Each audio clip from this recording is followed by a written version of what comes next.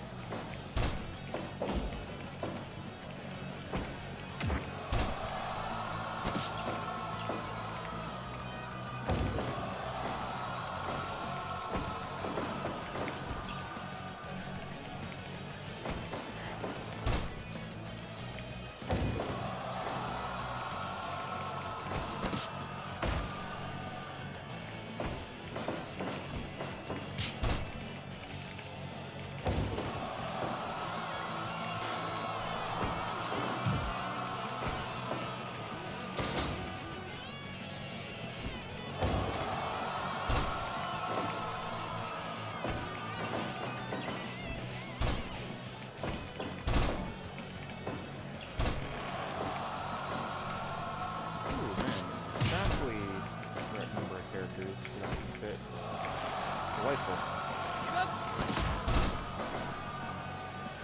I'll place that there. And let me put this here.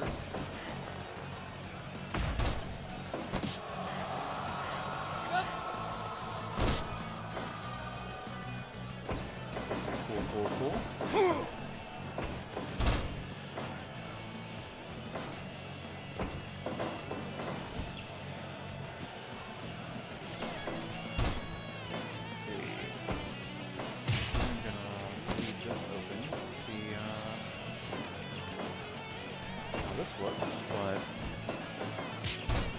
Like we might have a stream tonight, y'all. I would like that, you know, personally.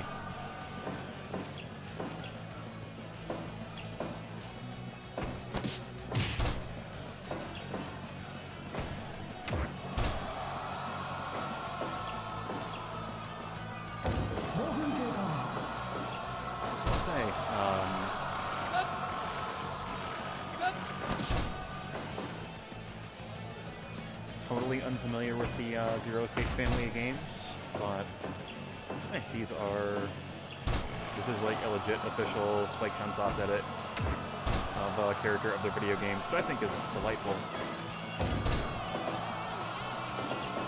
I think more developers should do that.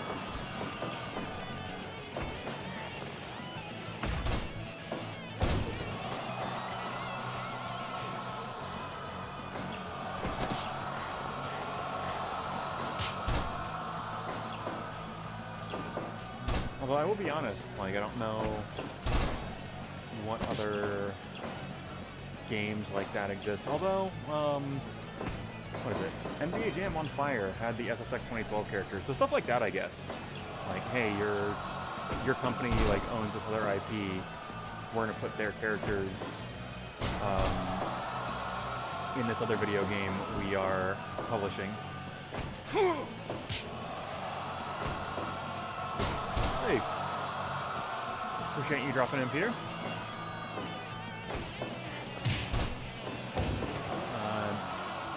If you have been lurking in previous weeks, right now we're just kind of chilling, running a what I call a pre-show match, waiting for people to show up to the stream. Once the actual show starts, I tend to be in character on commentary. Unfortunate. I do appreciate you mentioning that. I can attempt to bump up the volume a notch or two. Let's see.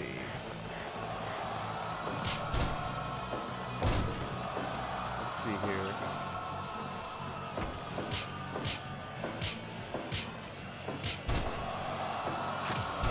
Let's see here.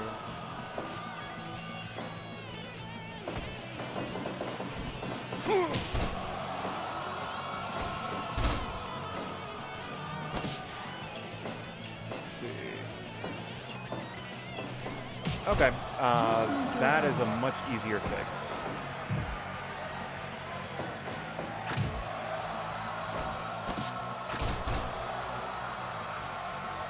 How does that sound? Is that workable to y'all? Basically, the problem I had been having, I can bump that down just another notch. Let's see. That is... Looking at the levels, that looks pretty okay. And I'm going to get a lot more animated when the real show starts. This is my regular speaking voice. I typically burn out my voice later on in the program. The problem I had been having is if I make my microphone too sensitive, it picks up the audio out from my headset, causing a really lousy echo that I don't much care for. So I've got to kind of manipulate the sensitivity of my microphone and the volume actually coming out of my speakers. But hopefully this is pretty all right.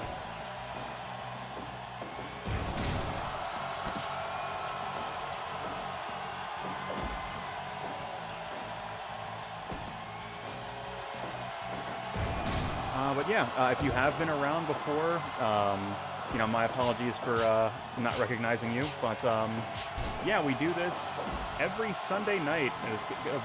Excuse me, it's going to be a weekly episodic wrestling show. And once the real card starts, characters you'll be seeing tonight are characters that have been running. Hey, I am always excited for new people to come in and hang out. The pitch I usually give, and if you stick around to the end of the night, is, so this has been running for over a year, but I want to make sure somebody who's here for the first time is having just as much fun as somebody that has stuck around since I started this thing. So I'll try to kind of talk about, you know, why the people are in the matches, you know, if there's some callbacks to other stuff going on, things like that. But hope you do enjoy the show. Let us see here.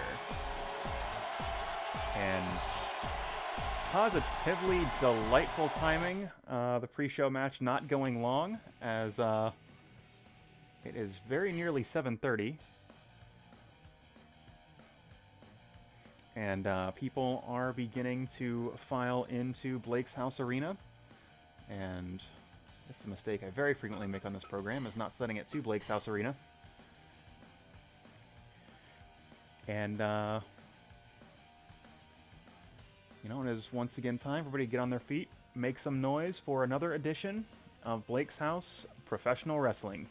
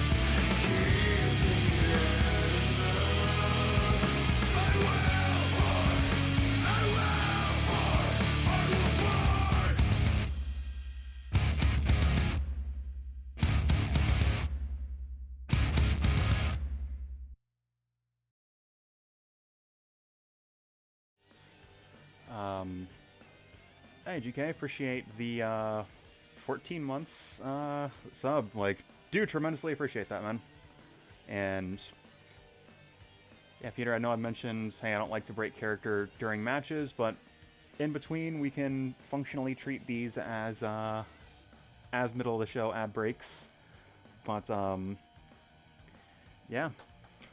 Welcome, Blake's House Wrestling fans, to another edition of Blake's House Professional Wrestling. Inclement weather took us out of action last week, but we are back right here in Blake's House Arena. Now, if you'd been tuning in for the last several months, Team Lake Mary have been positively dominant here in Blake's House Professional Wrestling, but very recently, there have been just small defects in their armor. That enormous win streak, just enjoyed by all 5 members of Team Lake Mary, just whittling away piece by piece as challengers are vying for Josh Kaiser's title. But we still don't have a clear number 1 contender, and tonight we are aiming to get just a little bit closer to that. Of course, you saw Sterling, Terrell, Maglo, and Alfonso taking on Team Lake Mary in an 8-man tag. Well, tonight we've got Orlando Nunez going head-to-head with Sterling as Eric Alpizar takes on Brandon of Team Lake Mary. Additionally, in tonight's main event, Terrell Benjamin once again taking on all comers, the king of the Battle Royal, now sitting atop of the throne, as he will be taking on challengers from all over space and time, defending that 20x20 that is Blake's House Arena, as he prepares to get ready for what he hopes will be a shot at that Blake's House Wrestling Championship. But that is not all we have got in store for you tonight. Of course, you can see this opening contest, Patrick Christopher taking on Nick's Wrestling Organization's own I'm a Bear. Christopher shocked the world when he bested the enforcer of Judgment Professional Wrestling, the Gatekeeper. Well, now he has been thrown to the wolves, or at least to some sort of animal, as it were. But he is able to pull off another victory like he did just a couple weeks ago. Christopher is absolutely destined for greatness in Blake's House Professional Wrestling. Additionally, speaking of Nick's Wrestling Organization, that stable has dominated the tag team division for just so very many months, and there are 2 teams very interested in getting a shot at tag team glory. The Goodwin brothers picked up a victory 2 weeks ago against the Sinners that was just a 5-star classic contest. And they are very interested in keeping that tag team gold within that Nick's Wrestling Organization stable. But let us not count out Yuri and Sarah, a team that have been a problem for JB3 and Judgment Professional Wrestling. Well, they are going to be going head-to-head with the Pearlman brothers, former Blake's House Wrestling Tag Team Champions themselves, as all of these teams looking to get just one step closer to a number 1 contenders match. And we have got a lot more in store for you this evening, but let's not waste any more of your time, as we've got our opening contest. Patrick Christopher, I'm a Bear, and that match, it's right now.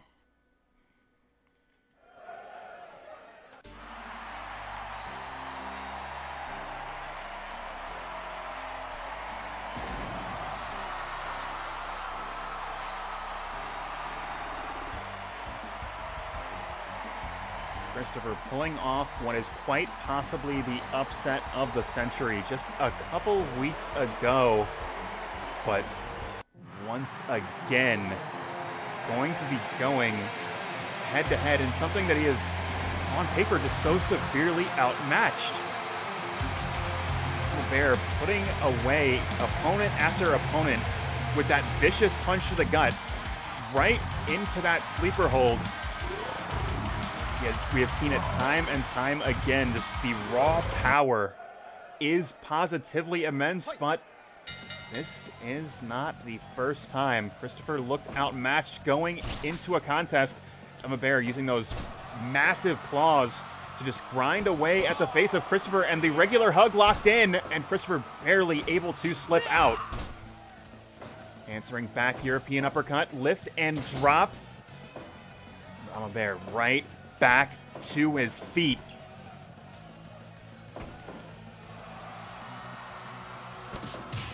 And challenging a bear in a test of strength, just so very difficult.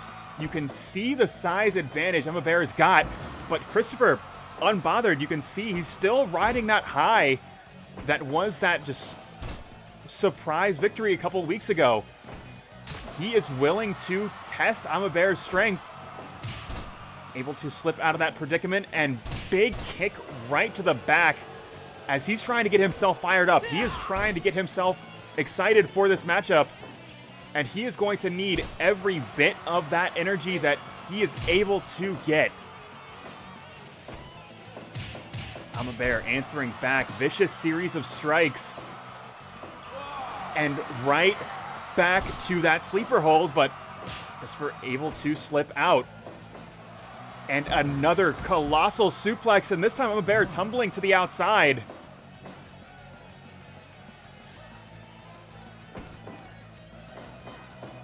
Going back to the suplex, but no, Bear has got it scouted. Hold on, combination scarf hold and arm lock applied, but Bear just powering out of that maneuver. Christopher back to basics, just keeping on those fundamental holds, using those maneuvers that you know will be effective. But right now, those paws the size of frying pans colliding with the side of Christopher's face, but Christopher answering back with big forearm smashes, and Christopher the one standing tall. And going right back to that scarf hold and Kimura. Christopher sent into the corner turnbuckle, but Bear just a half step too slow. 5 minutes gone. Christopher right now, he's got the upper hand, sliding drop kick. Is this the same Christopher that we saw best the Gatekeeper? Bear having absolutely none of it. Colossal chop right into the face, just flattening Patrick Christopher. And that is, oh my God, huge basement dropkick, but Christopher scrambling to his feet, not allowing Bear to get back on the attack. And now right back to that choke, but Christopher just able to escape, at least for the moment.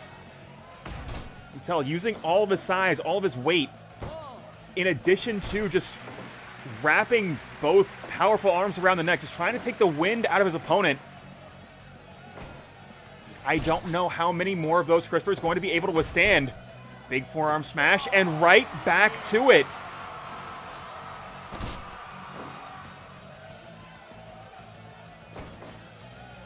And hold on, big DDT leveling Bear, but Christopher now getting himself amped back up. Bear going long distance, precision haymaker, and Bear just taking a little bit too long. Christopher, desperation in his eyes. As you can see, he's trying to get off the mat, but Bear just pinning him to the ground. Another big sliding drop kick, but this time it's Bear back. No, hold on, crossface applied. Bear trapped in this hold now. The tables have been turned, but again, just the raw power of Bear able to break him out of it as Christopher just collapsed by a series of powerful strikes.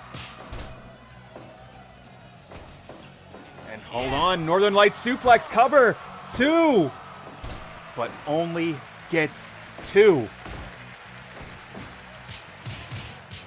And again, just a series of sledgehammer-like shots, and Bear getting fired up.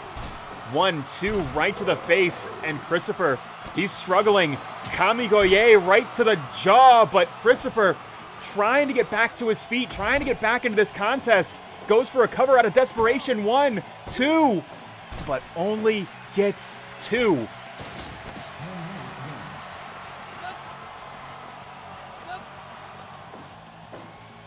Face hold applied. Northern Lights suplex, and Christopher giving Bear everything that he's got, giving this match everything that he's got. Cover once again, too. And oh my God, he's very nearly done it, but Bear answering back, just using that powerful jaw. And Christopher's developed a cut over his eyes. If this match goes on too much longer, Christopher may, oh my God, once again, right back to that patented sleeper hold. Christopher just in a pool of his own blood, but somehow, some way, refusing to be submitted and answering back with a crossface of his own. Bear trapped center of the ring, but slips right out of the hold, barely escaping that fire attack, and Bear just trying to figure out what he has got left that Christopher hasn't seen, taking just a little bit too long. Christopher, this match has taken such a physical toll on him. You could see just how much blood leaked out onto the mat, and hold on, the regular hug locked in. Christopher, he is trapped in that hold, but just somehow able to slip out. Once again, lift and drop.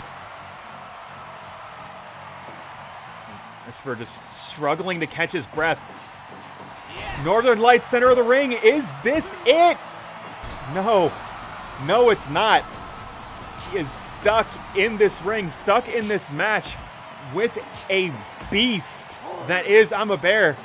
Rolling elbow smash, and Christopher answering back with one of his own. First one to his feet. Fired into the ropes, and colossal chop to the throat. Bear trying to figure out what he can do to put Christopher away. There's just and there it is, regular hug, center of the ring. Christopher, you could see the agony in his face, but no, he will not tap out. Christopher now fired into that corner turnbuckle, trapped in that tree of woe, and just a series of wild shots to the knees, to the ribs. But Christopher answering back, pulling Bear away from the ropes, but no, Harada going to give Bear the break. And again, Bear targeting that open wound on the forehead of Christopher. Both of these competitors just giving it their all in the ring. And Christopher just a half step ahead of the Bear this time, but struggling to stay in this match, struggling to stay on his feet. You can see how winded he is. And hold on, roll up out of nowhere, but no, Bear. Toes touching the bottom rope, and hold on just a moment here.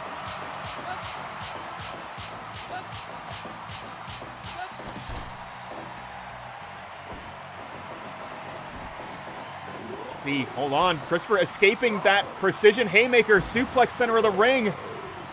Christopher just too winded, too out of gas to finish it.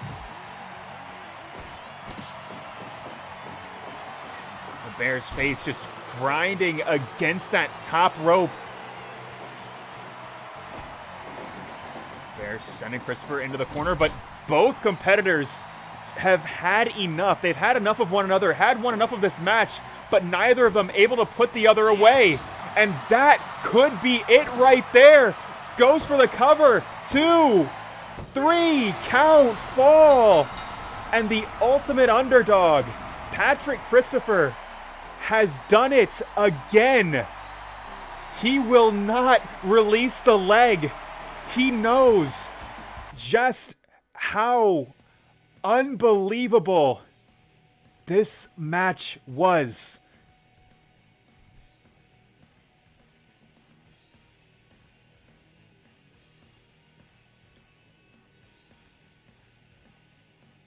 And Patrick Christopher taking on monster after monster, but he is standing tall. You know, we have been talking about the Blake's House Wrestling Championship picture. Well, Patrick Christopher might have put his name on that list.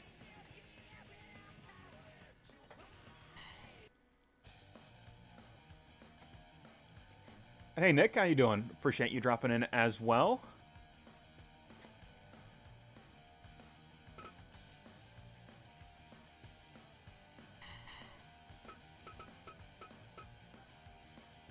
As we keep this show rolling.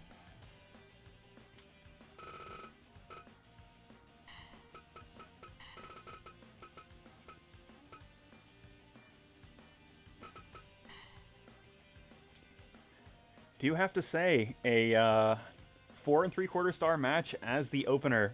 Patrick, Christopher, and I'm a Bear, a tough act to follow. But here we've got Cindy having a bit of a rough go of it of the last month or so. Started out tremendously hot. Yeah, it is funny because I think he is like a middle 150 overall. But boy, has he stolen a couple of wins.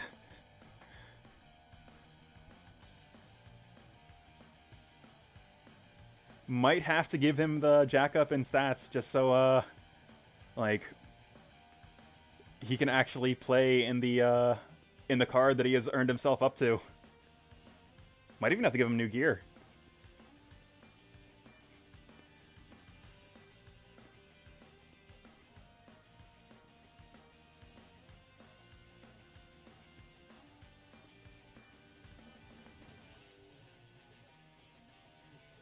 But, and we can definitely talk about that on the post-show part of the program, as we've got a lot of wrestling to get through to tonight. As Cindy, having a bit of a rough go in recent weeks, had a hot start in her Blake's House Wrestling debut, but has recently run into just roadblock after roadblock. Her and David seem to be interested in that tag team championship, but unable to best Team Daytona. And were quietly eliminated from that championship picture. Cindy looking to make a name for herself in the singles division, calling out the monster of a man that is Dick Boss, a man that has shut down the Buku Fighter, has shut down the barbecue boss of Buku City in Monty. Went on just a tear of a winning streak several months ago.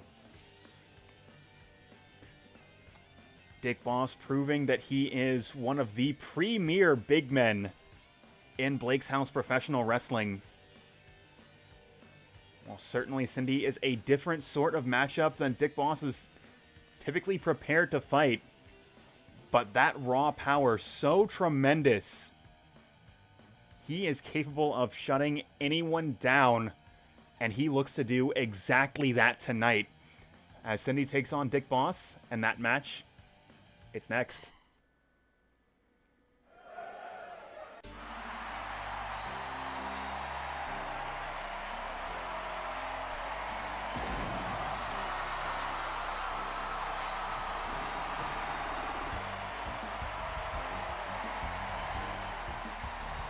Making her way to the ring. This would be just such a statement win if she were able to pick it up, but Dick Boss just a monster of a man. Of course, we saw Patrick Christopher wrestle a beast in the opening contest. Dick Boss is something else entirely, as that choke bomb has put away opponent after opponent. And that big boy senton sending wrestlers to the hospital, going already, coming out swinging, but Cindy able to escape the pressure, at least for the moment. Big soul-butt kick, but Dick Boss a little bit quicker than his size would indicate, but still just swinging for the fences, but unable to make contact, at least thus far. Shining Insagiri, but Dick Boss scrambling back to his feet. Cindy beginning to target the arm. Precision haymaker colliding with the forehead of Cindy. And Dick Boss's vicious assault has only begun. Hold on, stacks are up, but no, not even a count of one is going to take more than that to put the Princess of Blake's house away.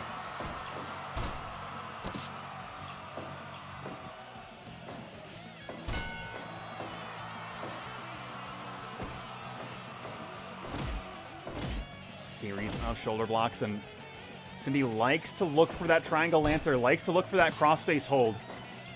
You can bet that she's going to be targeting that arm over the course of this match, but right now, just the size, the power advantage of Dick Boss going to be the thing to overcome. Big forearm smash, but Not so fast.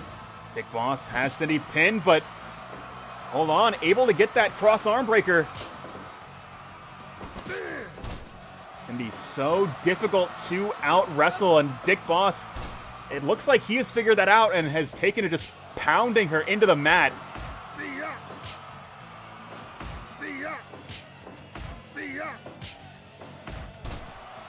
Cindy getting the upper hand, at least for the moment. And just running elbow right across the throat. And there are those clubbing blows Dick Boss has been looking for since the beginning of the contest, as a big boy senton crushing the spine of Cindy. And Dick Boss now on a roll, can't stop, won't stop, as a series of strikes to the lower abdomen are applied. Harada going to let them fight, as he often does. Another big shoulder block, and Dick Boss accelerator to the floorboard.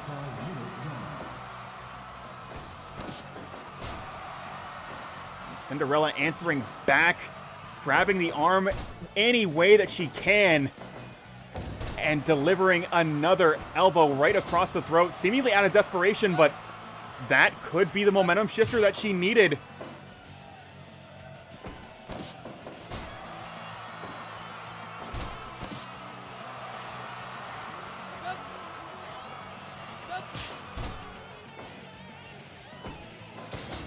We talk a lot about the submission specialists of Blake's House Professional Wrestling. Cindy absolutely belongs in that conversation.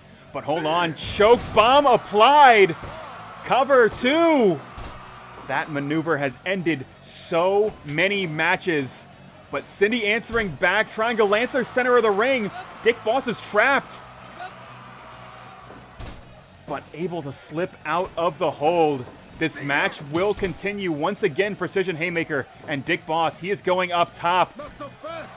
And a colossal splash, but Cindy rolling out of the way at the last possible minute. And going right back to the arm, going right back to the shoulder.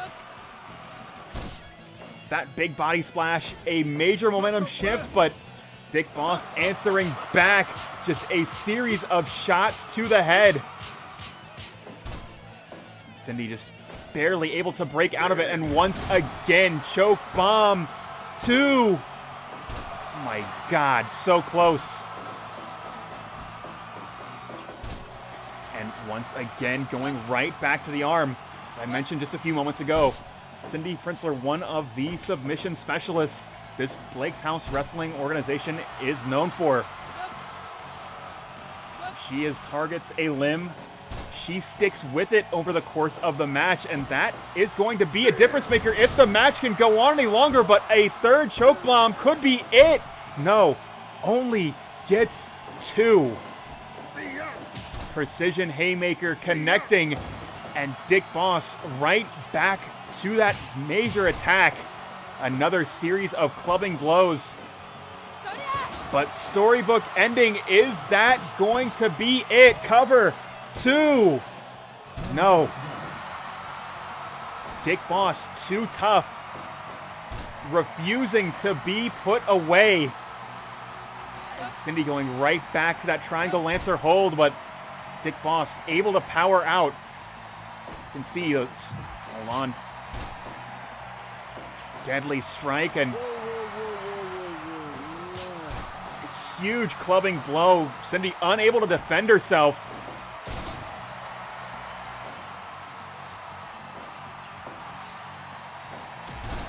Big basement drop kick will connect.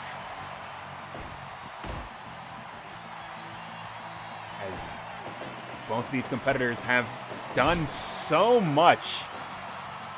Both of them just looking, hold on, this could be it right here.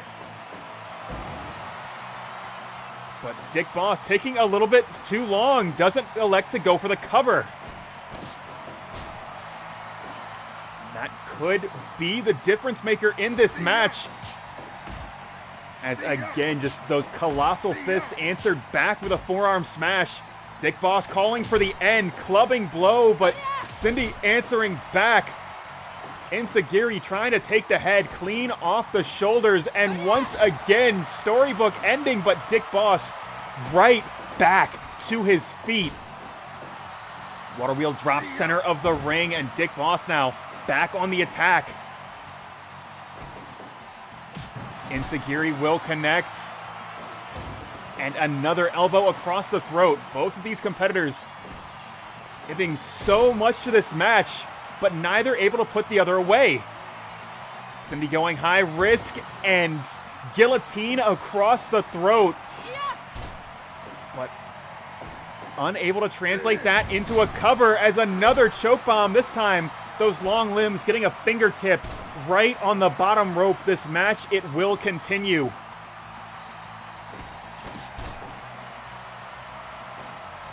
Cinderella going up top once again. Big diving elbow, but not electing to go for the cover. She doesn't think it's enough. And she might be right. Hold on, Dick Boss sent to the outside, and both competitors just taking a moment to breathe. This match has taken so much out of both of them. Big palm strike, beating Dick Boss to the punch. Dick Boss again. Water wheel drop, center of the ring. Dick Boss looking for that big boy off the top. Cindy almost certainly looking for the blockbuster, but might not get a chance to connect with it. 2, 3, count, fall. And the monster of a man that is Dick Boss able to pick up the victory.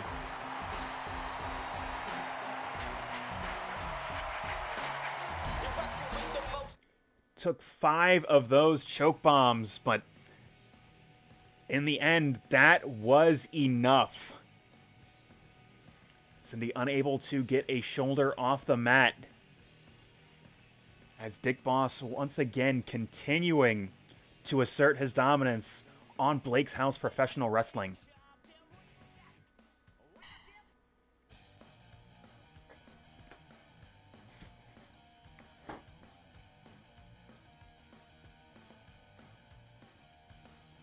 Cindy still in a bit of a limbo. Not quite able to find single success, not quite able to find tag team success.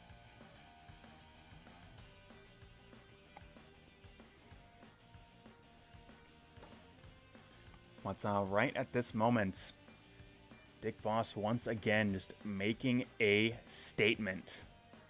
And yeah, everything looking significantly more stable.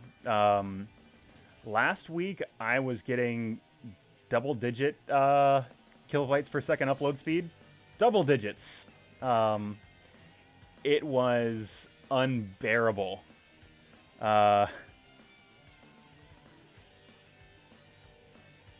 So, right at this moment, things looking pretty okay. Hopefully it stays that way for the rest of the evening. But yeah, glad to see that the stream is stable and people are here having a good time.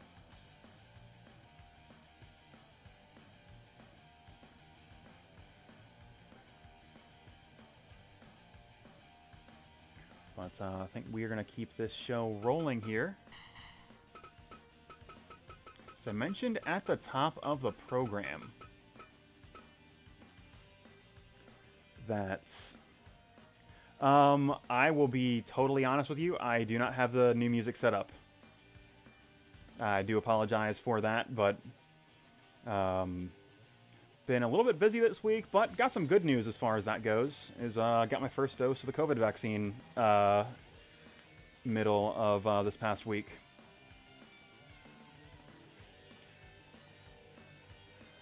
But yeah, it should be fine. Nice. yeah, I am, taking a minute to editorialize and not talk about wrestling for a minute. I am like genuinely happy that, hey, this stuff is becoming more available, and like people are actually able to get it, because that is going to be really important, especially as somebody that's got an interest in events coming back. CEO is tentatively scheduled to happen in December this year because Jabali cannot in good conscience run an event in the summer. And I agree, to be clear. But hey, I do genuinely hope things start to clear up as more people are vaccinated, as like... because we're clearly not taking this any more seriously today than we were all of last year. So, like, vaccine availability is the fucking difference maker.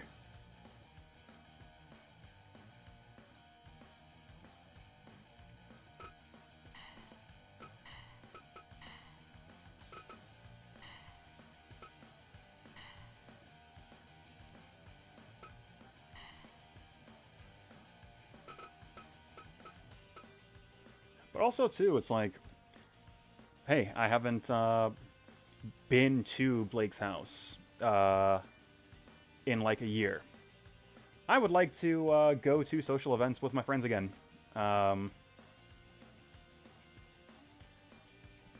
So, yeah, hoping things get better and hoping they get better quickly.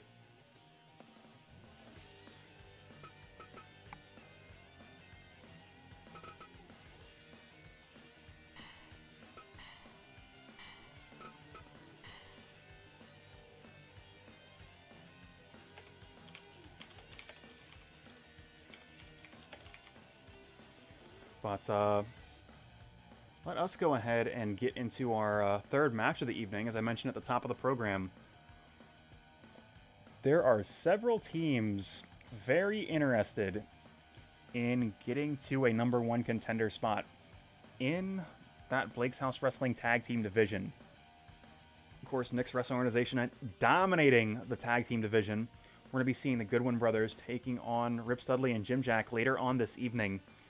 But tonight, Sarah and Yuri, a team that have been the thorns in the side of JB3, taking on a truly dominant Judgment Professional Wrestling tag team in the Pearlman brothers.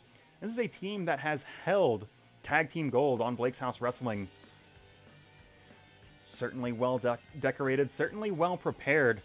Can they be the roadblock that JB3 needs to slow this team down? Well, there is only one way to find out as we get into this match, and that's right now.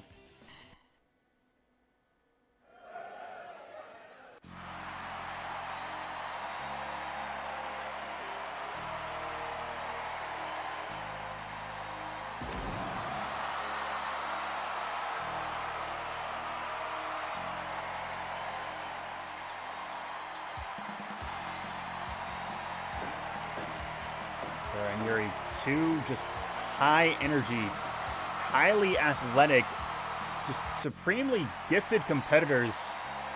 But if there is a team that can meet their athleticism, it has got to be the Pearlman brothers. As Ryan Pearlman just so aggressive off the top rope, and Josh no slouch either, and both of them just supremely gifted technical competitors. We will have to see which will come out on top, as right now the Wildcat locking in that cravat hold, but unable to keep it on for very long. As I said, Josh Pearlman, a just supremely gifted technically competitor, able to escape that hold in the opening seconds of this contest. And right now, he is on top. But hold on, lifts, no, blocked, suplex of his own.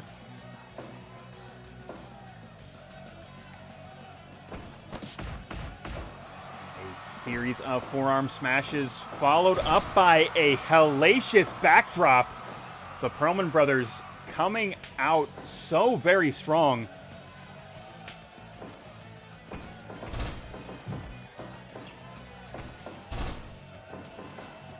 Right now, Reese and Pearlman going head-to-head. Scoop and a slam. Enter of the ring. Drop kick to the back of the head. And the Pearlman brothers making sure this fight happens on their side of the ring. And that is so very important in tag team wrestling. It's one of the staples of that Knicks Wrestling Organization tag team stable. They are so effective at cutting off the ring. They are so effective at deciding the place and the pace of the match. And right now, the Pearlman brothers doing their best to do the same, but Sarah has relocated the place, but the pace still favoring Ryan Pearlman.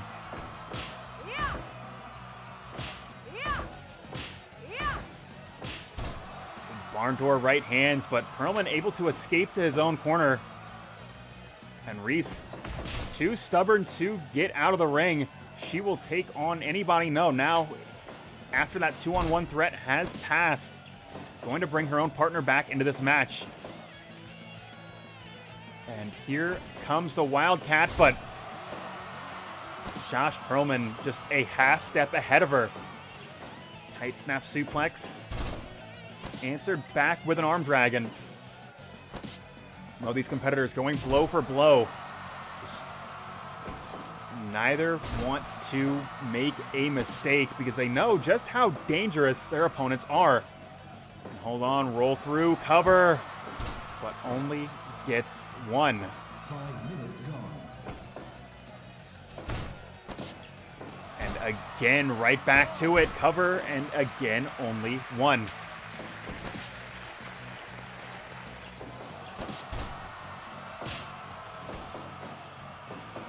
Big vertical suplex, and the Wildcat sent to the outside. That's going to clear out the apron of that Orange Gatorade team.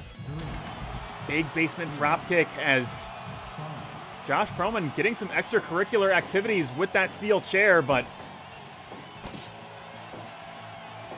Harada lacks as ever, going to let them fight. Man, famous for not wanting to be asked anything.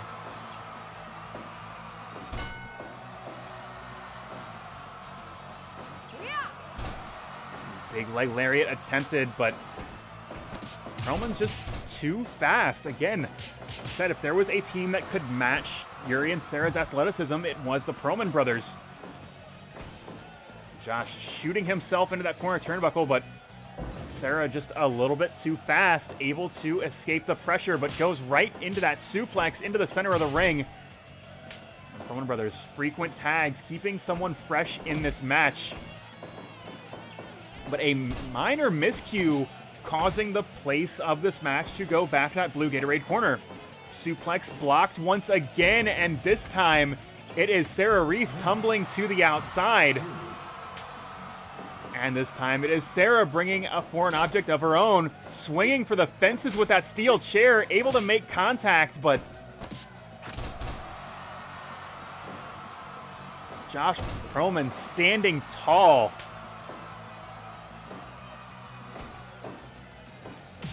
Sandwich Insagiri crushing the head of, Ryan Pearlman, and trying to bring this into the center of the ring. Ryan going for the cover, one, but only gets one.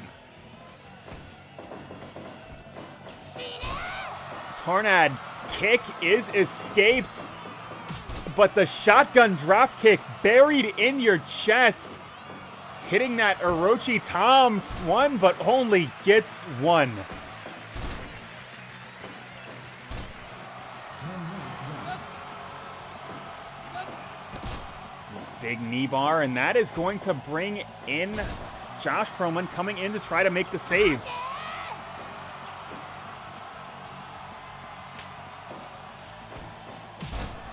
Big double drop kick, and the Pearlmans now in control.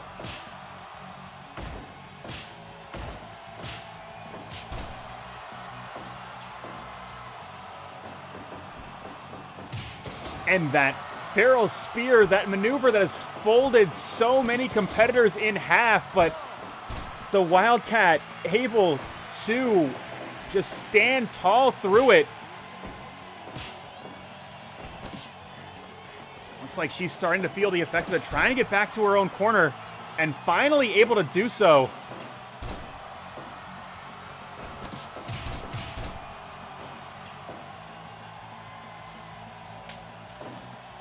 Reese now just a little bit dazed. Sees now that Ryan Pearlman, the legal competitor, big head scissors, and Pearlman going up top. And flipping Big Boy right into the chest of Sarah Reese. But hold on, roll up, 1, 2, no, only gets 1. The resiliency of the Pearlman brothers is spectacular. C4, center of the ring, 2, but only gets 2. That has cleared out both aprons. It is absolute chaos in the ring as Harada has lost control. And Reese going high risk, double stomp to the chest. And Colossal Soulbutt will connect, and Pearlman now starting to feel the heat. Big wheel kick, and he's going to get back to his own corner. Get a fresh Josh Pearlman into this match. Goes for a wheel kick of his own, but unable to find his mark. And hold on. Big neck breaker just flattening the Wildcat. Cover 2, but Sarah able to make the save in a critical moment. And the 2-on-1 advantage working out in the favor of this Blue Gatorade unit.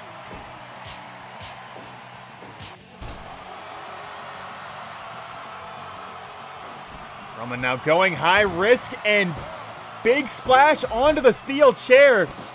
But Sarah able to make the save, and this match will continue. See, both of these teams absolutely fighting for the moment. You cannot afford to look through your opponent when your opponent is as gifted as the Pearlmans, when it is as gifted as Yuri and Sarah. As a picture-perfect dropkick connects to the upper back, but Pearlman answering back, big jawbreaker, and again the frequent tags from this Pearlman Brothers unit may be the difference maker in this match. And the Wildcat getting back to her own corner. Hold on. Shining Wizard right to the jaw, and that has set the young hero up. Big Boy Senton right in the chest. But hold on. Absolutely monstrous power bomb, but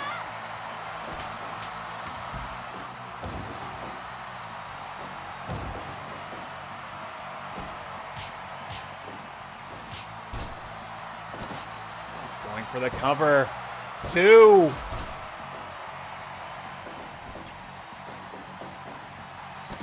A bit of a miscue from this Blue Gatorade unit may have cost them here.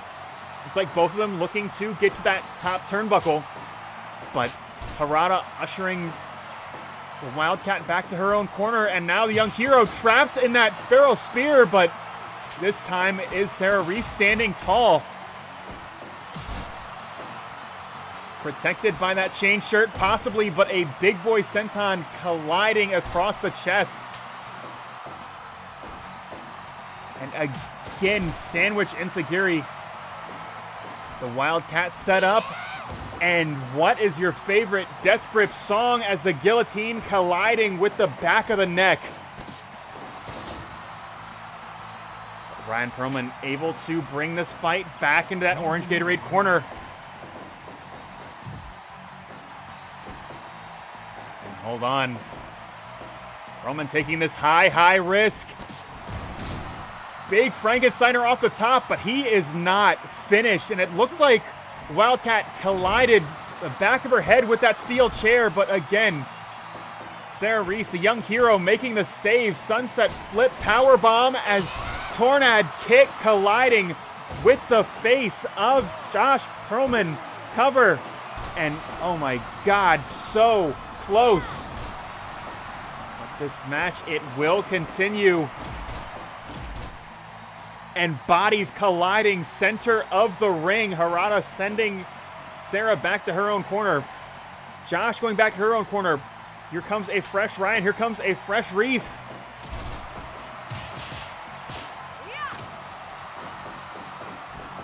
And Sarah answering back, twisting through, roll up. 2. And only getting a count of 2.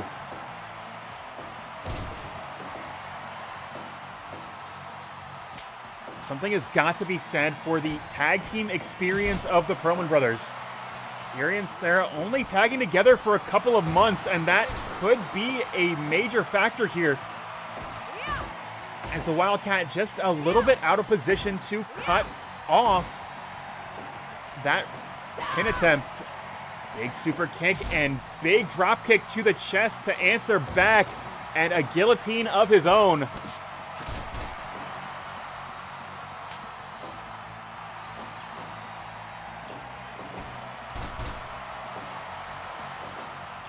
Josh Pearlman trying to bring this fight back to his own corner, and that Pharaoh Spear will connect. That has got to be it. Cover 2. And right there, that is the experience difference I was talking about just a few moments ago. Ryan Pearlman immediately cutting the ring in half, making Sarah cross a desert to save her teammate, and she was unable to do so. And this is exactly what JB3 of Judgment Professional Wrestling wanted to see. Put some of his best and brightest stars against a team that has been giving him trouble for months. And the Pearlman brothers looking ready to challenge for tag team gold.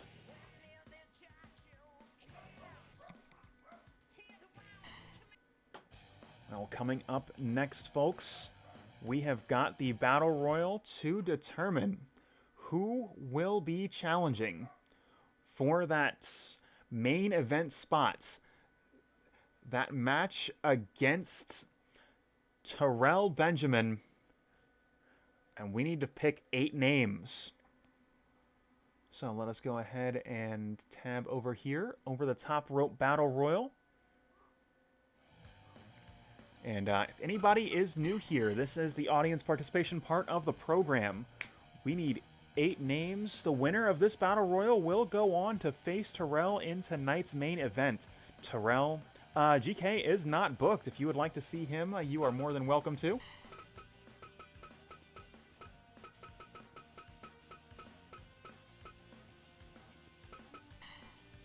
Let's see here.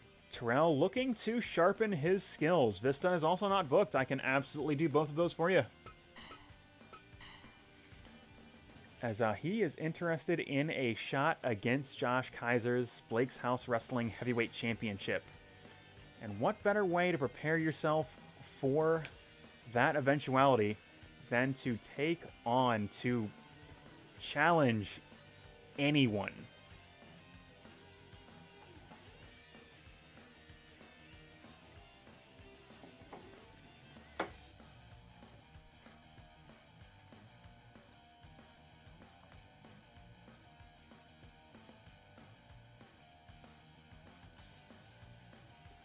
See here.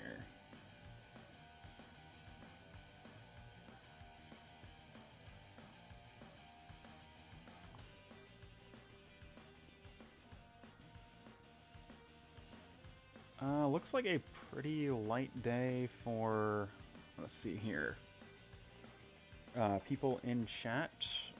Let us see. So might be on me to add some names to this thing.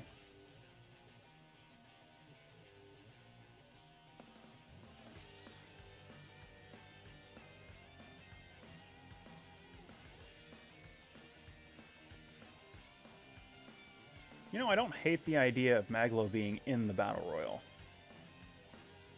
considering how rare it is that he gets to do some of these.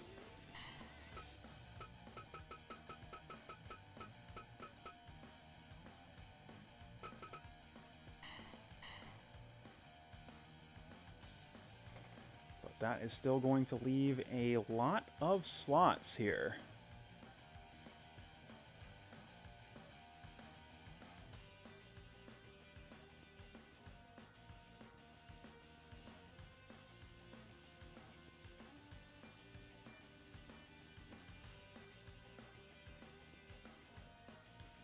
Let's see, the bear has already fought tonight, but this is the part where you can pick people to wrestle in these matches. And I feel like I must regret to inform you that was the case, because I know the bear is a fan favorite.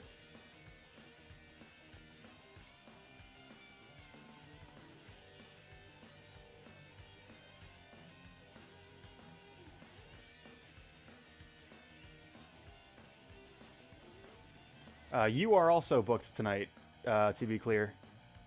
And Blake, let's see. Let's make sure he is not booked tonight. Yeah, I can absolutely make that happen.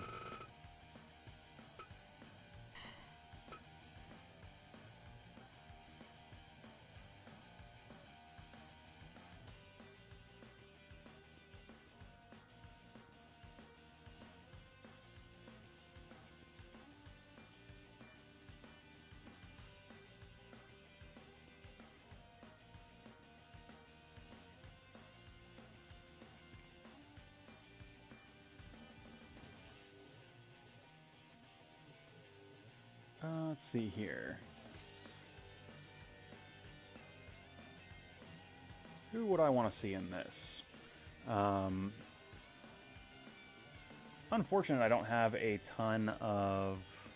Actually, you know what? Let me drop in Statlander from AEW, because I think she actually made her comeback very recently.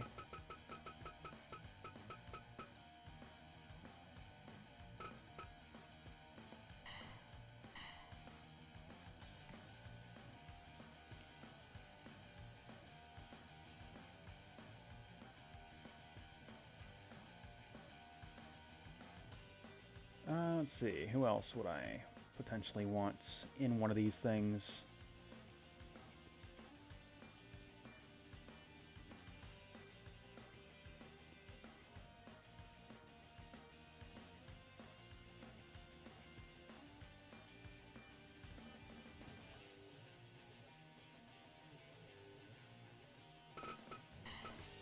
Let's see here.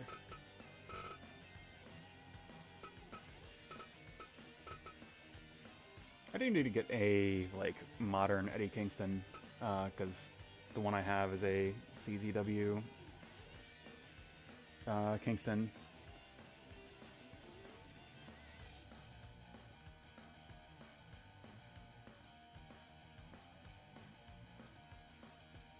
And I think I will drop him in anyway, if I can find him, because my stables are all sorts of fucked up.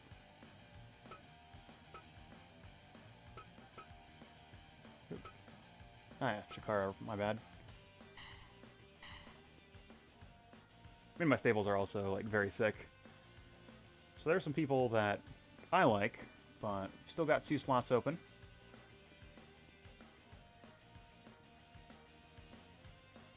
I can think of a couple names I would drop in if nobody else is calling stuff out.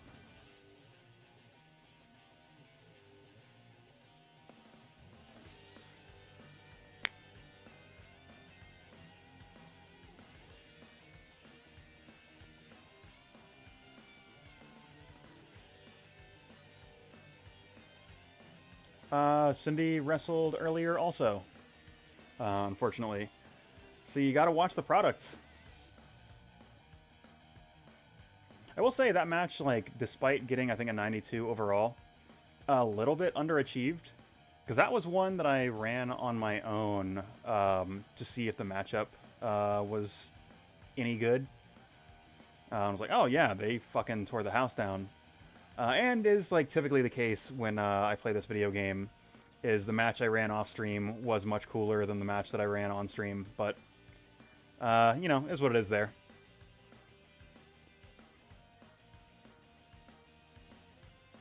Well, I mean, I can't give you too much shit about making dinner. You know, you do have to eat. You need food for your body. I think in the interest of making this battle royal very funny, let's see here.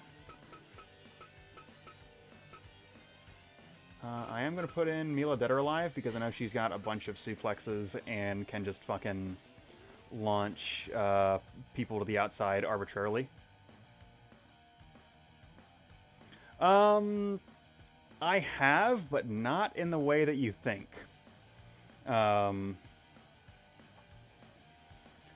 So for a very long time, I had the idea of, and it's something I've like played with a little bit, is having guests come onto my stream to like call a match.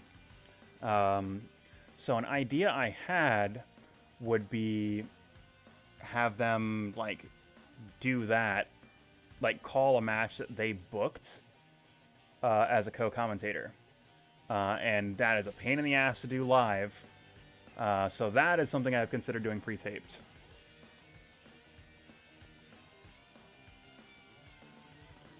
But otherwise, I try to avoid doing pre-taped matches because I think the game is more fun when I'm reacting to the game as it happens and figuring out what the story of the match is as it unfolds.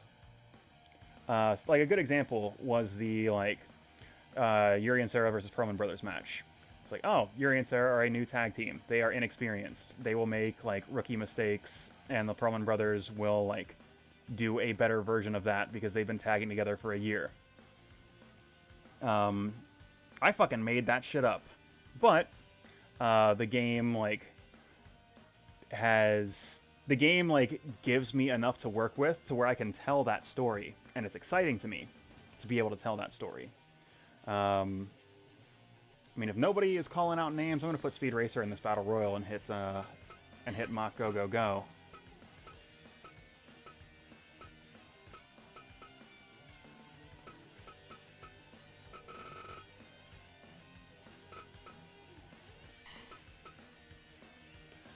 So I believe that is going to be the 8 names we've got to potentially challenge Terrell in singles action in tonight's main event. Of course, we've got 2 names from Judgment Professional Wrestling, the Enforcer, that is the Gatekeeper, and the Duke of the Battle Royal, that is Frank Vista. Of course, we have got 2 big names from Blake's house, Blake himself and the People's Champion Maglo, as well as a all-star cast of freelancers coming in to compete in this battle royal for a shot at the main event on Blake's House Wrestling Television. Well, let's go ahead and get into that match because it's next.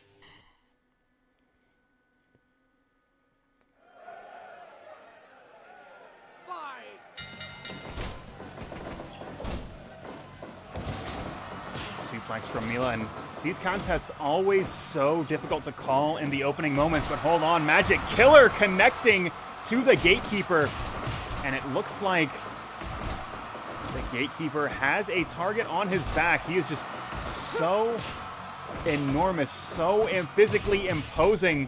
Hold on, STO and Suplex Hold as Statlander and Vista take on Speed Racer. And it is just chaos in the ring, and hold on, it looks like Mila wants a chance to wrestle Vista. Vista going for that mount tackle, will not connect, and hold on, Maglo eliminated in the opening moments of this contest. The People's Champion not going to get an opportunity at tonight's main event. It's so unusual to get an elimination this early, but Maglo eliminated in the first 2 minutes. An absolute shock. Big double drop kick from Blake and Statlander, and Blake keeping up the pressure, delivering a big enziguri to Kingston. DDT will connect. Blake refusing to be stopped.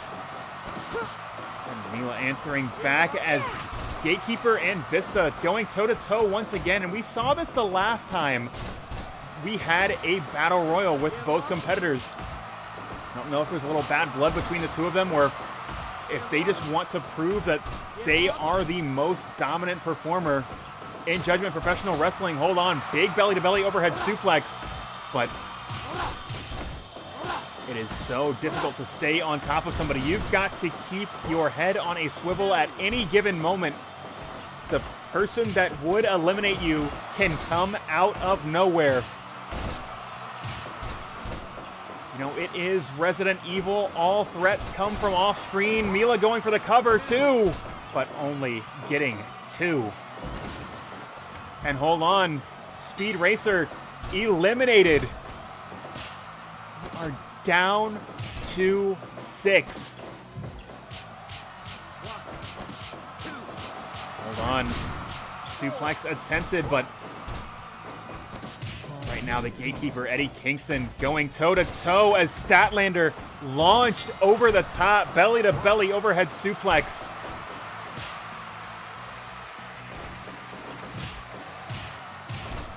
Just a series of strikes. The Gatekeeper just dominating Kingston. On Kingston answering back, suplex, dropping the Gatekeeper right on his neck as a spinebuster levels Vista.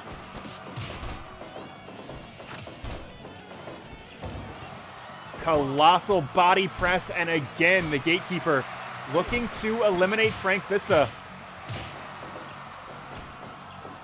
Long back switch and lift and drop as Blake DDT to Kingston. And Vista answering the call, but that is such a dangerous line to pick up. Give up. Give up. God, belly to back overhead suplex. Blake is eliminated. And there goes Vista, the Duke of the Battle Royal, suplex to the outside. And these matches so very dangerous. At any given moment, you can be eliminated.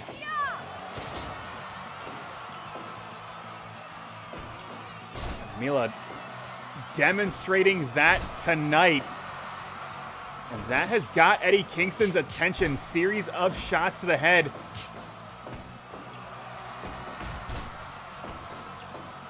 Hold on. Big suplex once again.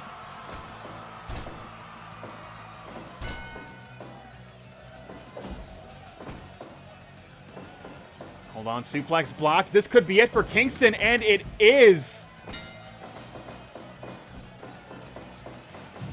And right now, it is the Enforcer, the Gatekeeper, going head to head with a real shooter, but Gatekeeper never going to back down, never going to quit. I don't know how Mila gets him over the top rope.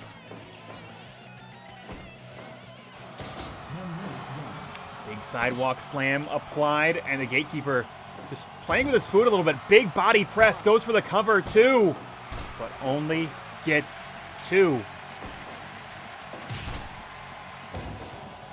Mila just struggling to lift the Gatekeeper. Gatekeeper having no such issue. Deadlift, gut wrench, power bomb, and the Gatekeeper just in complete control.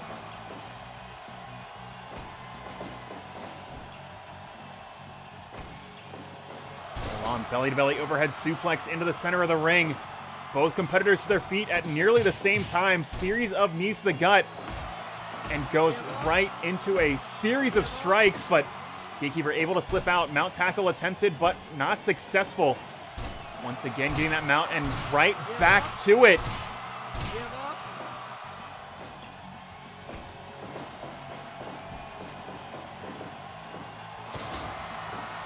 And picture-perfect suplex. Mila on fire.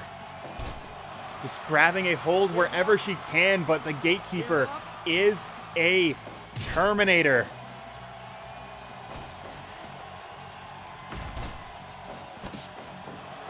Again, gut-wrench powerbomb too. And that was nearly it. Along the Gatekeeper. Once. No. Oh my God.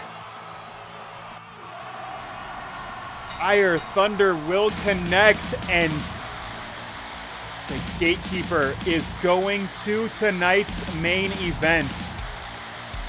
Terrell interested in preparing himself for Josh Kaiser, interested in making sure he can take on any and all comers.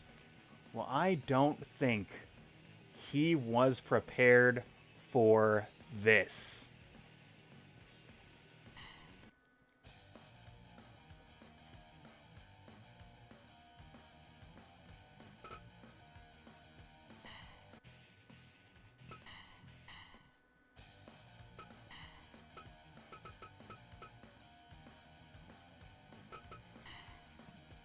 But we are going to keep this show rolling tonight as Nick's Wrestling Organization's own Laz Cobb looking to make a statement of her own. Has been quite a while since we have seen her in a Blake's House wrestling ring. Hopefully ring rust is not a factor, but she has called out just the extraordinarily gifted technician that is Zero Lopez. There is anybody that can check, make sure she is in ring shape. It is Zero Lopez. He will test her from every angle. But Zero certainly looking to step over Cobb. He is looking to that Blake's House Wrestling Heavyweight Championship himself.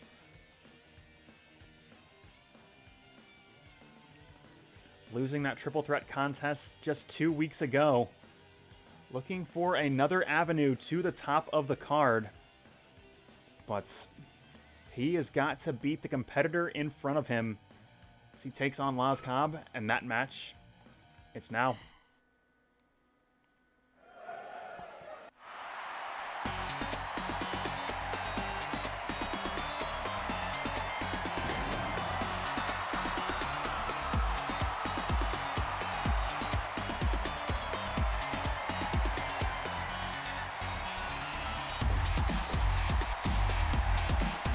Making his way to the ring, the two-time mystery champion. A man that can rise to any challenge, but here comes Laz Cobb.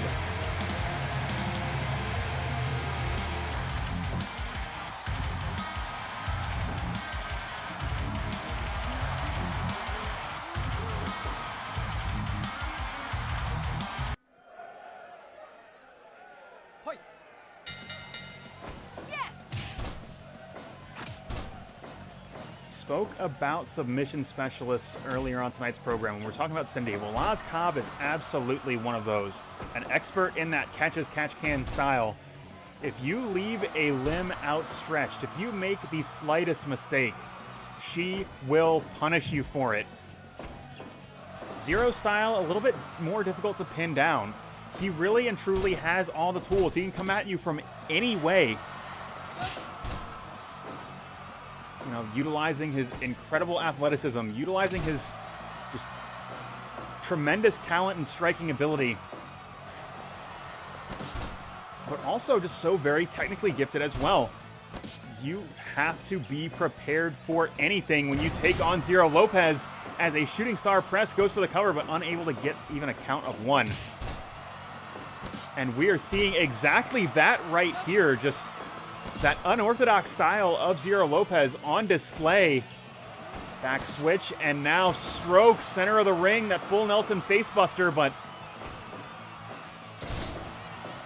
Zero not giving Cobb a moment to breathe, and that is exactly what you've got to do, because if you give her time, she will pick you apart.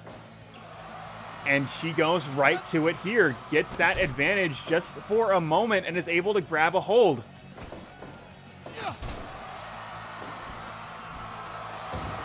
Hold on, going for that cover, that 450 splash, but no, only getting a count of 2.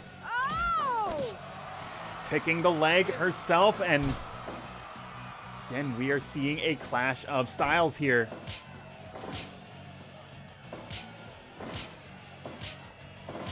As I said before the match, ring rust could be a factor. It has been a very long time since we've seen Cobb in a singles match. But at the very least, thus far, Cobb looks extremely capable, extremely well prepared, as she delivers a series of strikes and goes right back to that chokehold.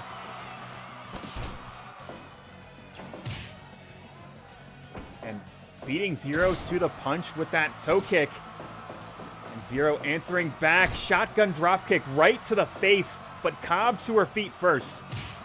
This time Zero able to get that soul butt, but Cobb answering back with a series of strikes. Zero able to step through that one. Gets around that big boot, and Puerto Rican Destroyer will connect. Goes for the cover, but Cobb stretching an arm out, getting to that bottom rope. This match will continue. Mount tackle, but Cobb answering back. Just crushing both arms. Zero able to get to the ropes himself, and this match, it will continue. Cobb fired into the ropes. Sling blade will connect.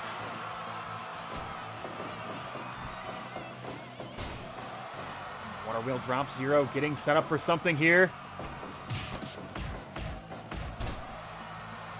Cobb able to get the upper hand, get back on top. Double knees to the chest.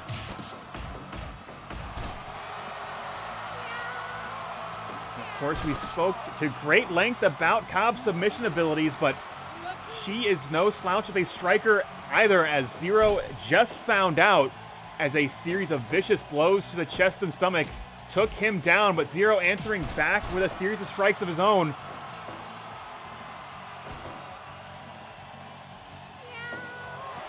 And hold on. Zero trapped in this hold, unable to escape, barely able to slip out, and this match, it will continue as he applies a scarf hold of his own.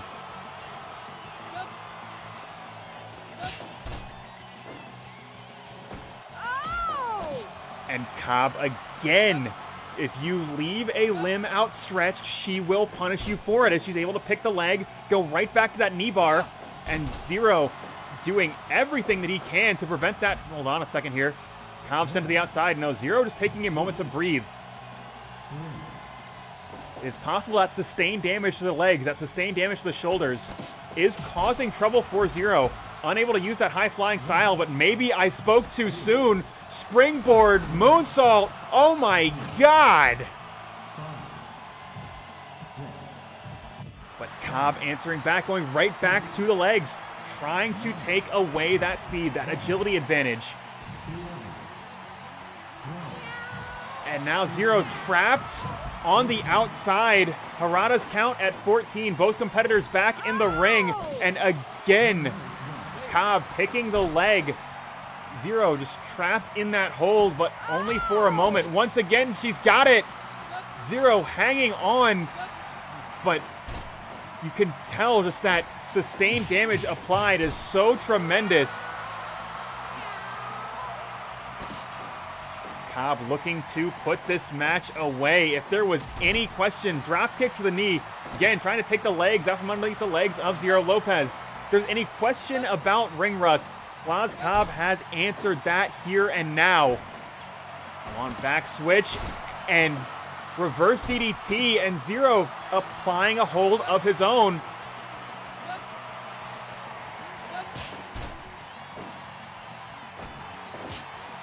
Both competitors now slugging it out. Both of them going for it all here.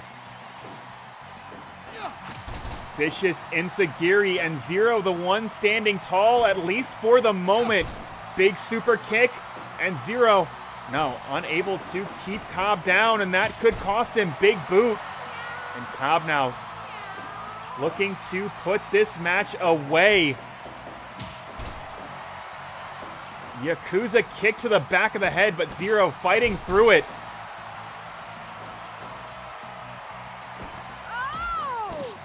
And she's got Zero trapped. Is that going to be it? Zero's got a long way to go before he can reach that bottom rope, but no.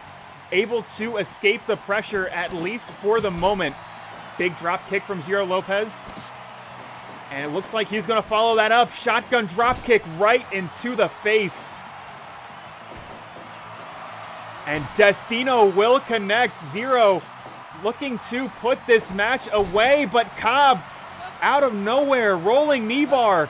Zero just desperately needs to get out of this hold.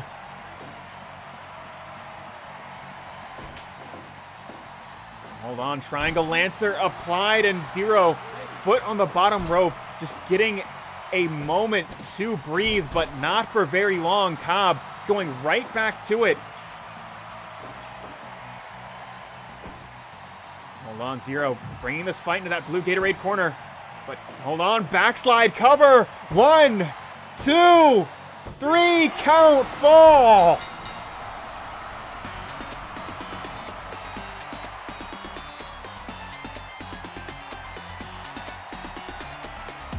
And Zero, the man with all the tools, pulling out the oldest trick in the book.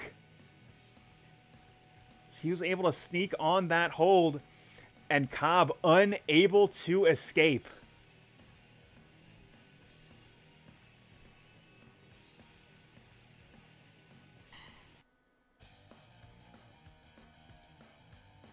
Gotta say, that is quite possibly the best ending that match could have had.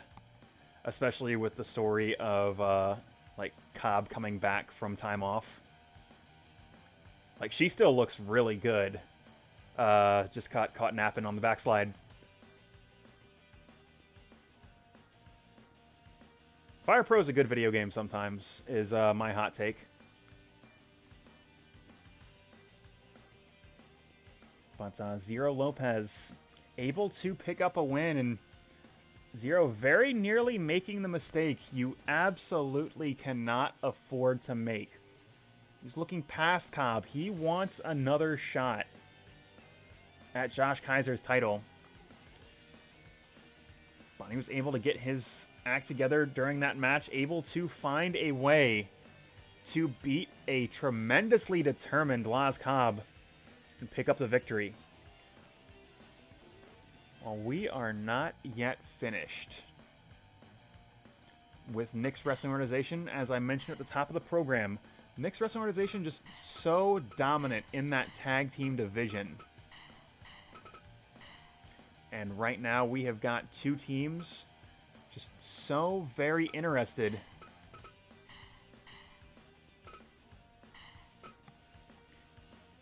in tag team glory. The Goodwin brothers absolutely on fire after taking out the Sinners just 2 weeks ago. But Studley and Jim Jack are a hungry tag team unit. They are looking for their first big opportunity, and if they can beat the Goodwin brothers, it is going to be a game changer. So let us go ahead and get into this match. Goodwin brothers versus Studley and Jim Jack, and that's right now.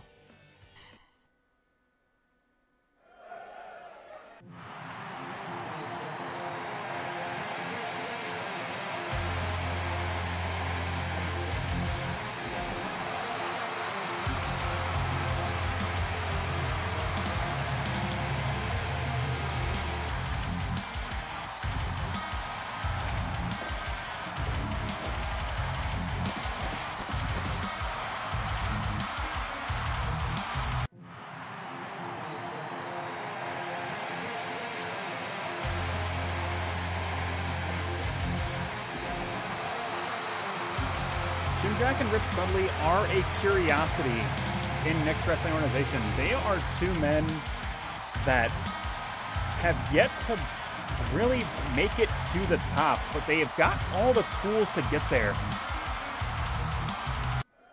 Now, Jim Jack is just such a gifted wrestler. So is Studley, but neither of them have quite made it to the top of the mountain, but the peak standing in front of them is tremendous. The Goodwin brothers, tag team champions. Oh my God. Studley just firing himself out of that blue Gatorade corner like he was shot out of a cannon, but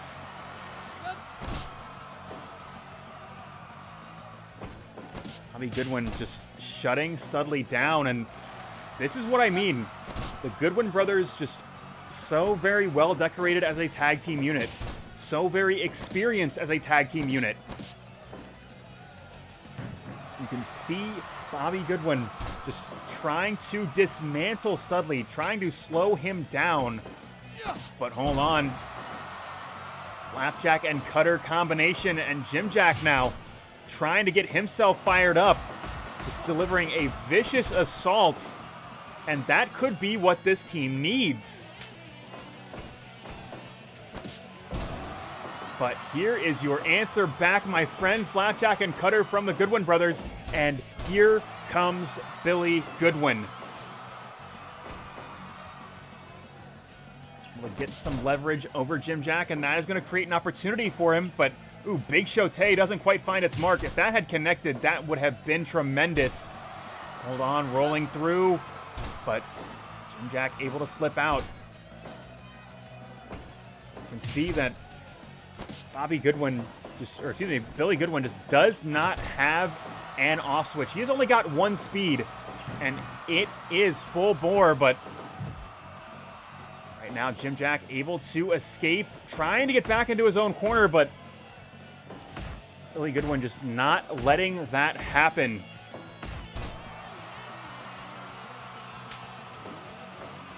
Again, Nick's Wrestling Organization tag team unit so effective at cutting off the ring.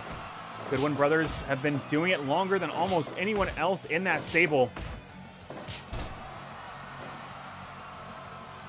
Jim Jack able to escape. Colossal frog splash from Bobby Goodwin, and Bobby Goodwin now back on the attack. He has been shutting down Studley at every step.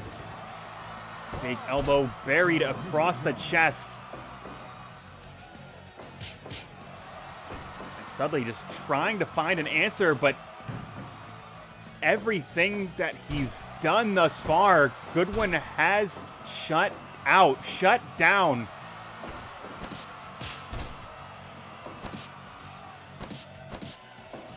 And again, both legs trapped, scissored across the stomach. Studley just barely able to break out of the hold. That Japanese-style arm drag answered back with that modified Boston Crab, but the strategy of the Goodwin brothers on display. Bobby keeping that fight near the ropes, able to escape that hold. Here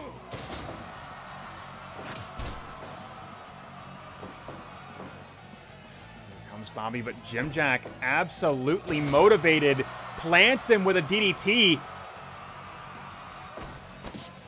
Step up Insecurity answered back, and again, the Goodwin brothers in the driver's seat in this contest. But Jim Jack, big brain buster, will connect, goes for a cover, testing the waters here, but only gets one. Big flying head scissors, and hold on. Vicious kick to the side of the head. Oh my God. Hold on to somewhat now. Jim Jack making use of that patented Nick's Wrestling Organization strategy. Nick Vidala, a coach for a lot of these Nick's Wrestling Organization wrestlers, telling them the importance of keeping the match in your side of the ring, and that is why their tag team division is so successful. And Jim Jack attempting to do exactly that. As you can see, he's bringing Bobby Goodwin into his side of the ring, creating an opportunity for Studley, but Studley just being positively skunked this evening. Bobby Goodwin has had an answer to everything. Bobby now trying to bring this fight into his own side of the ring, but Studley able to escape before, oh my God, vicious sit-out lariat. And Studley just tossed across the ring. And that is exactly what the Goodwin brothers want. They want this fight on their side of the ring, but hold on. What the hell is this? Oh my God. That is going to clear out both aprons. But Studley has woken up. This is a completely different landscape here.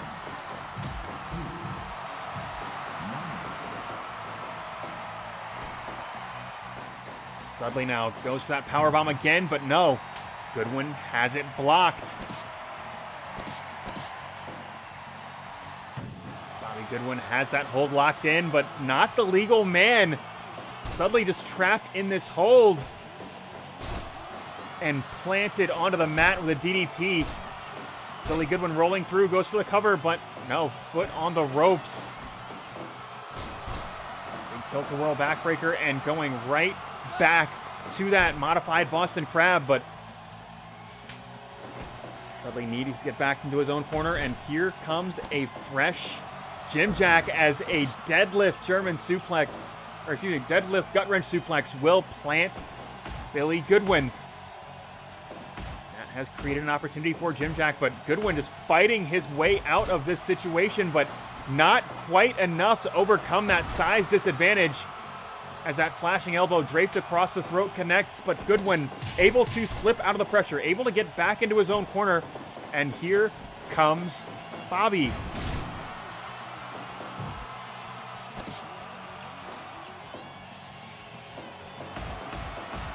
Now a series of mounted punches, and Billy Goodwin having absolutely none of that. And that has created an opportunity for Bobby Goodwin to connect with that double armbar. Just the teamwork of these Goodwin brothers are positively spectacular.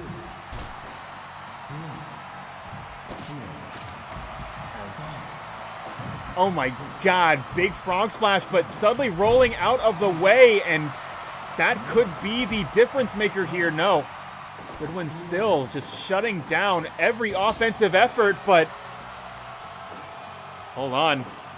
What has spectacular tag team maneuver as Studley set Jim Jack up for that flying forearm smash, but the Goodwin brothers just a half step too quick.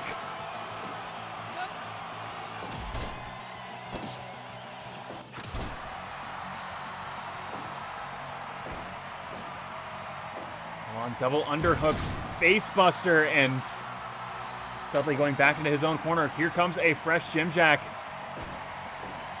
Double underhook facebuster once again, and Jim Jack now set up perfectly. Flashing elbow right to the back of the head, but unable to capitalize as Billy Goodwin right back to his feet, rolling through center of the ring, cover two, but no. Right now, this Jim Jack and Rip Studley unit starting to get back into this match, starting to get back on their feet, but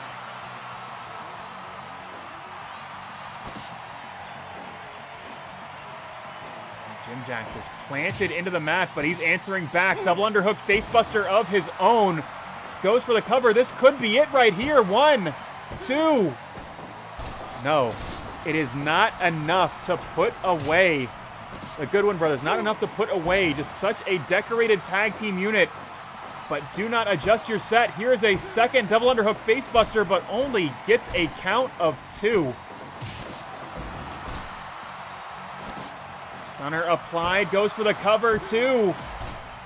And Bobby Goodwin coming in to make the save at a critical moment. Reverse DDT. And Billy Goodwin needs to get out of there. He's able to do so. Studley doing the same, and we are right back to Rip Studley, right back to Bobby Goodwin. And hold on, goes for that powerbomb again, but no. Bobby Goodwin has just shut down every offensive effort that Rip Studley has put out, and again, bringing this back into his own corner. We are going high risk. This could be dangerous. No. What the hell is this? Oh my God. Avalanche Tombstone. Studley. This is the momentum shifter he need. A colossal lariat. But again, Bobby Goodwin just getting ahead of Studley. No, hold on. Cover 2.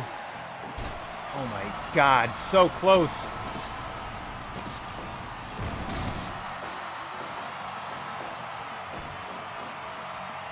Big double underhook, facebuster will connect, and Studley getting back into his own corner. Setting Jim Jack up now, but it is a flipping senton, but Billy Goodwin's the legal man. I don't know if Jim Jack saw the tag, and that could cost him here. Big moonsault, or shooting star press, 2. And Studley able to make the save at a critical moment, and that is the game changer for this team.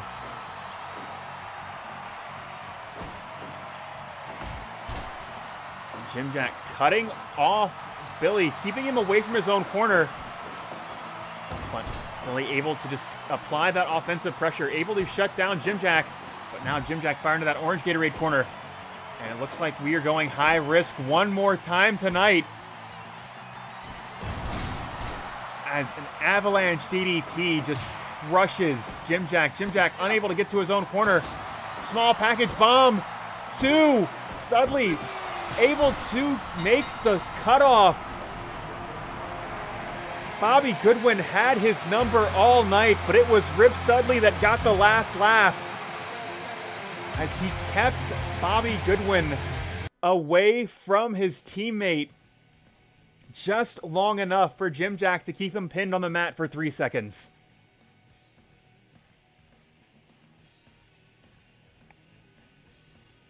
We have already had one tremendous upset tonight. What is one more? As Rip Studley and Jimjack have a showcase win in the tag team division, one like they have never had before.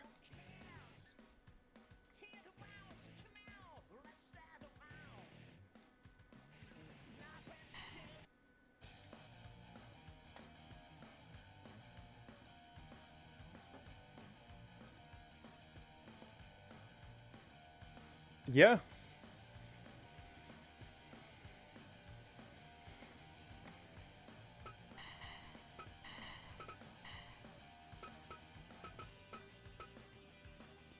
Yeah, honestly, that was a legit good match. Honestly, overall, tonight's been pretty rock solid, which I am happy about.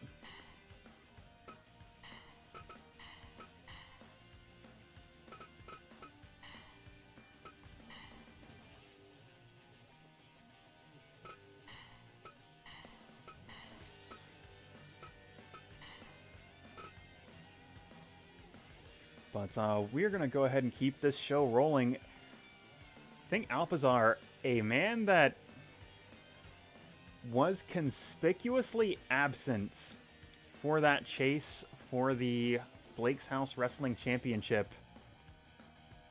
Man that feels a little bit slighted. Going to be taking on Brandon of Team Lake Mary tonight, throwing his hat in the ring. You can see the Blake's House Wrestling Champion in Brandon's corner. Of course, Eric's wife, Linda, in Eric's corner. We are in for one hell of a singles match as the two of these men, just elite strikers. Brandon more of a brawler, but Alpizar, just such a spectacular kickboxer. We're going to have to see who comes out on top, because that match is right now.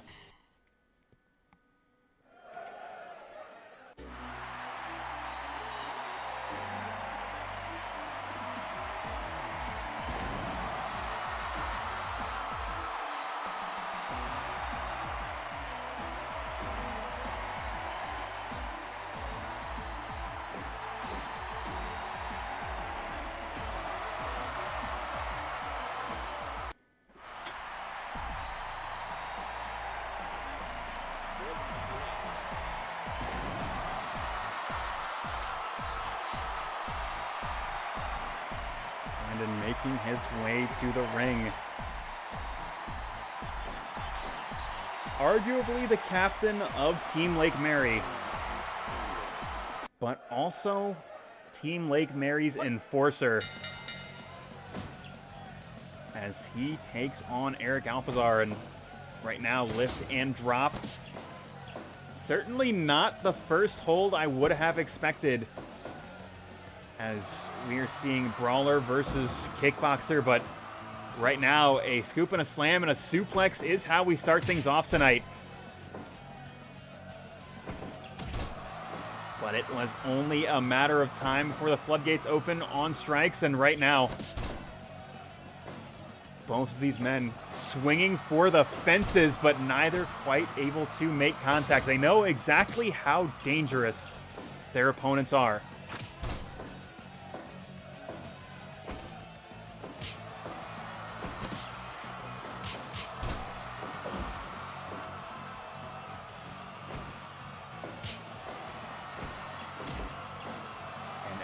Again, Brandon just going for it all with those back fists, but not quite able to make contact. But a series of wild shots will, and that's going to be enough for a count of 1.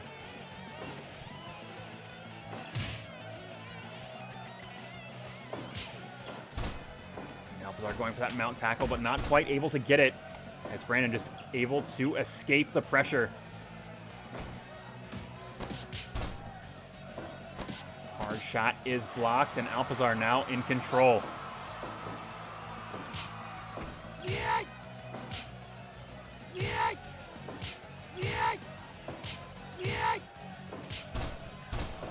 it looks like Brandon getting the upper hand out of that series of wild shots, and Brandon is well known for his brawling ability, and that is going to be a major factor in this match as he delivers another series of shots to Alpizar's head.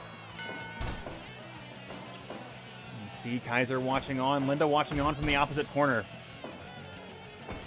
Don't expect either second to be involved in this match, but sometimes just being there is enough. Sometimes someone being in your corner is the difference maker. But hold on, Brandon once again going to that stalling brainbuster.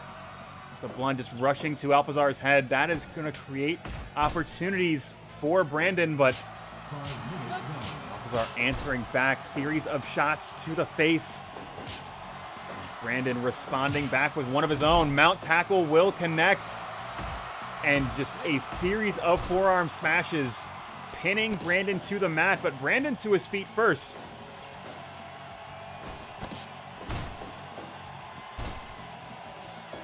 And neither man really able to get the upper hand. They seem to be pretty evenly matched. Big low roundhouse from Alpizar, taking the legs out from underneath the legs of Brandon, but Brandon scrambling to his feet. Alpizar more than willing to put him back on the canvas.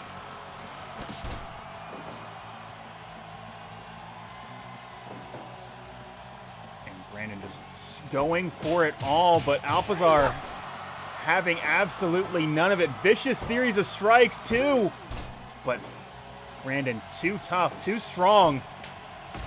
Getting right back to his feet. This match, it will continue, but that could be it right there. That Brazilian kick has shut down so many men, but Brandon, absolutely not one of them. Fireman's carry buster will plant Alpizar onto the mat. Goes for the cover himself, but Brandon now only getting 2. This time it's the resilience of Alpizar on display. As both of these men, it will take a lot more to put the other one away. As Brandon goes for a second fireman's carry buster. Goes for a cover once again. 2, but only gets 2. Alpizar again going for the mount tackle. Will get it this time. But Brandon rolling through. Surprising him with a roll-up cover. That is absolutely not what I would have expected from Brandon. Again, Brandon I would characterize as a brawler, and a damn effective one at that. But this time switching it up. Brazilian kick with that left leg this time, but Brandon able to stretch out, get a fingertip on the bottom rope, and this match, it will continue.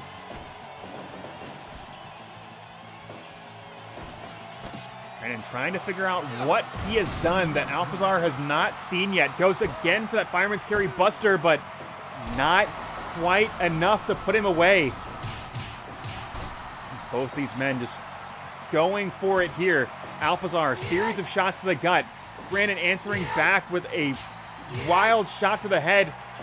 And rolling lariat will connect, and Alpizar out on his feet. And Brandon will march right through you. Alpizar answering back, and big leg lariat will connect, but Brandon scrambling back to his feet, not giving Alpizar another opportunity.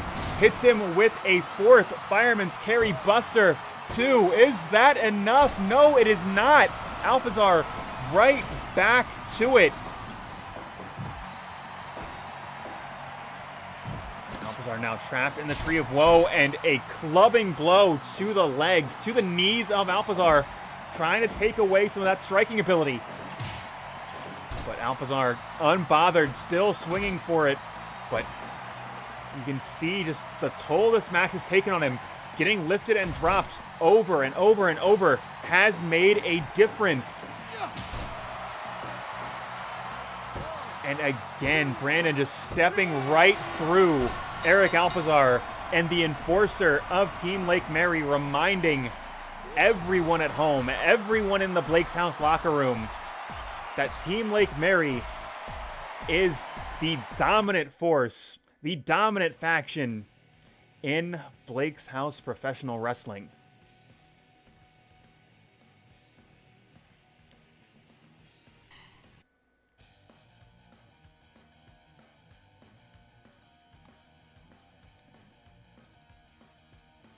Will admit, when I booked that, I wasn't sure who was going to take it. But did have narrative outs for either one, so. You know, sometimes it is good when your heel faction wins, actually. Especially in a non-title contest.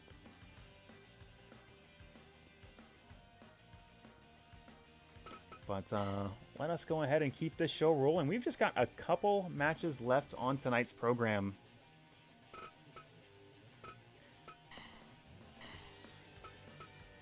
As JB3's very own consortium going to be taking on a team of homegrown Blake's House Wrestling competitors.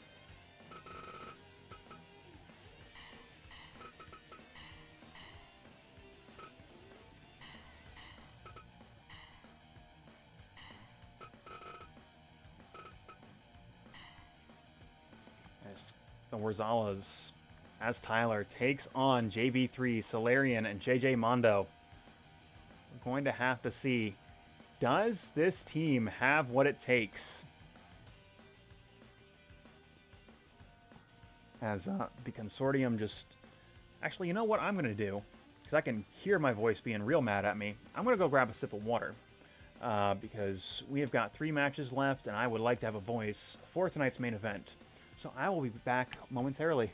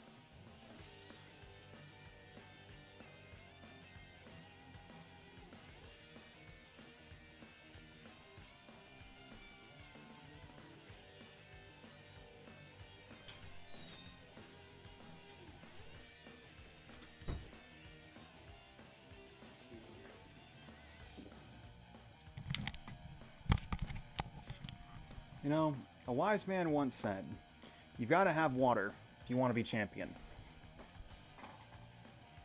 Well, Worzallas and Tyler taking on the Conglomerate, the team that unseated a dominant force of real monsters in that KOF Television Championship division.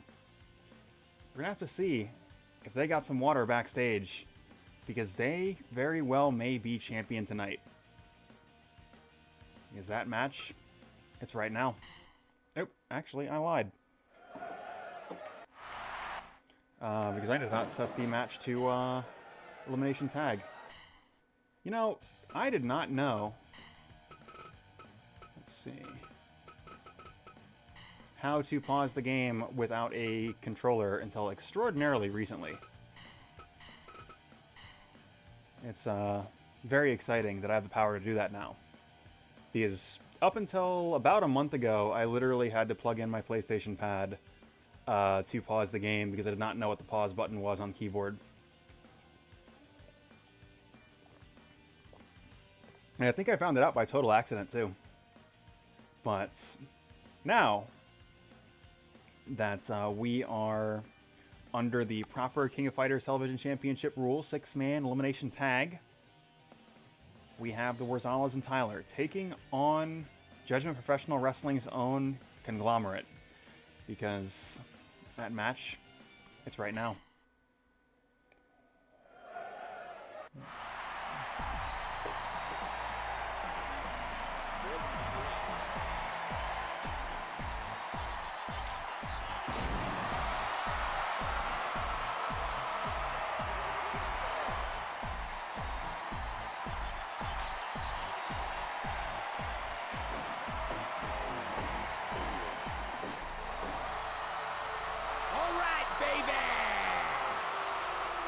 Worzallas Tyler getting fired up for tonight's contest, but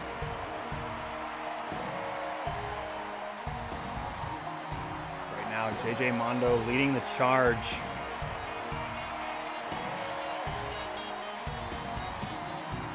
Marion walking out behind him, but JB3 gonna make us wait a little bit.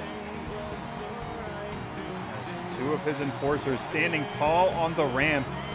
And here he comes. Man that is directing traffic with this unit. This unit that was so tremendously effective. And this is going to be the team that is challenging in the upcoming Melt Bash, representing Judgment Professional Wrestling. The spotlight shining so very brightly in the center of the ring, but right now, here comes Christine. Not interested in any of that glitz, any of that glamour. She just wants to knock your teeth out. But JB3 going to be such a very difficult man to do that to. Such a tactically gifted fighter. Now we talk about Nick's Wrestling Organization wants to control the pace and the place of a match. Well, JB3 is the master of that.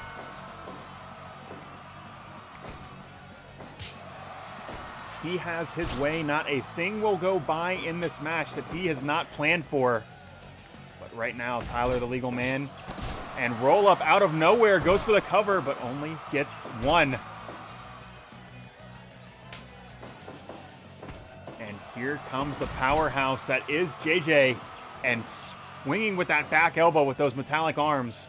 Tyler certainly not prepared for that, and getting planted right back onto the mat once again.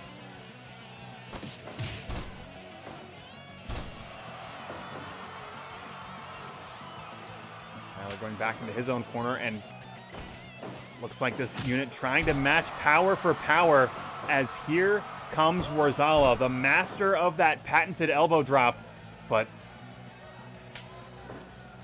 looks like JB3 not interested in that matchup, as he's signaling for JJ to bring in Solarian, Mr. 5-star himself, and it looks like the plan is going to be to outmaneuver the big man, but right now, Worzallas, no, I was about to say he was in control, but Solarian looks like he is executing that strategy, able to escape that big headbutt, but right now trapped in that blue Gatorade side of the ring. But only for a moment, as Solarian Dragon Screw leg whip trying to cut down those tree trunks of legs on Worzallas. And now doing his best to bring this back into his own corner. But Worzallas has plans of his own. So many plans, as Solarian just dropped in that blue Gatorade corner. Solarian looking to slow Worzallas down, but Worzallas answering back. Gut Buster applied.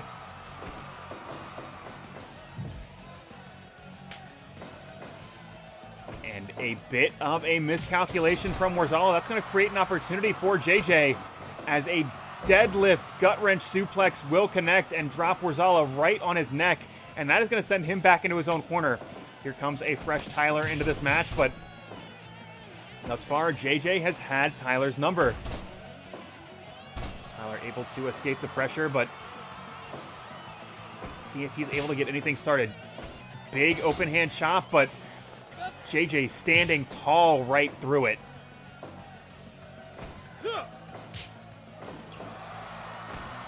Ducking that back fist, and that is going to be crucial. Not allowing JJ to just pepper you with those vicious strikes. But thus far, JJ in control, but Tyler able to escape those 2-on-1 odds. And now taking on, no. For a moment was taking on JB3, but it looks like he's going back into his own corner. And here comes a fresh Christine.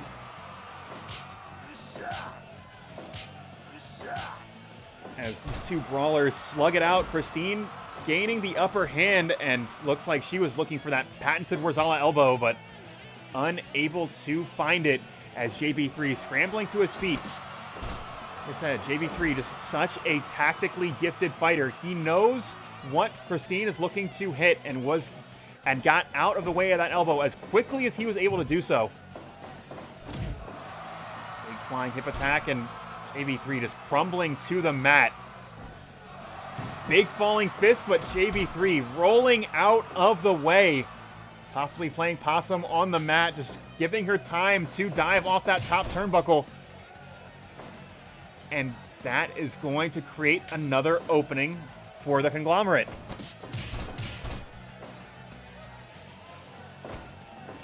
Again, Tyler trying to find an opening in the armor that is JJ Mondo, but JJ Mondo just such a force of nature as a colossal elbow collides with the forehead of Tyler Donaldson.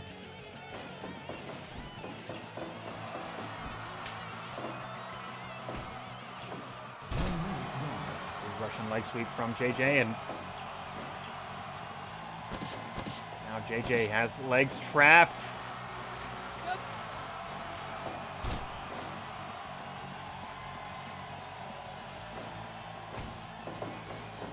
Firing Christine to that orange Gatorade corner and delivering a series of punches, getting to 5 before Christine able to push him off. Christine answering back, wild shot, but JJ shutting her down. Bow and arrow hold applied, and that is going to clear Tyler out of that blue Gatorade corner.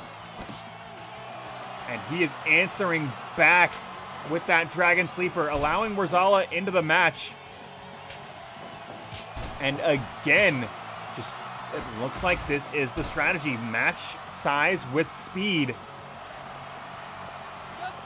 As Solarian, the man they are going to when they are taking on Chris Worzallas. Flipping Big Boy right into the chest, and now sharpshooter locked in. That's clearing out that blue Gatorade apron. Christine going for it, not quite able to do so.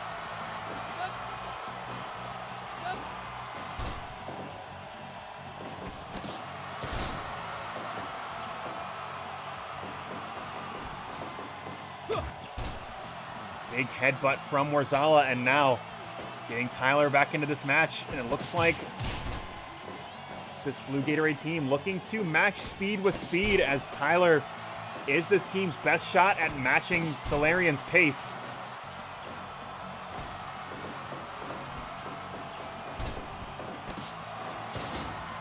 Colossal flying head scissors from Mr. 5-Star.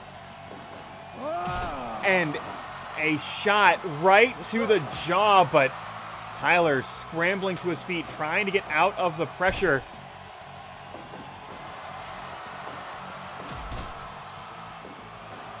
Tyler may not have seen the tag, and that could cost him here.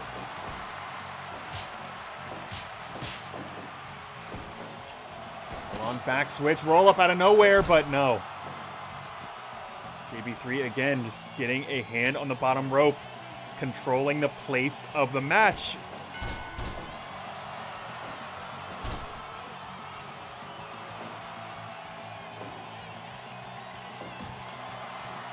Christine swinging for the fences with that shot, but JB3 putting his arms up, protecting himself.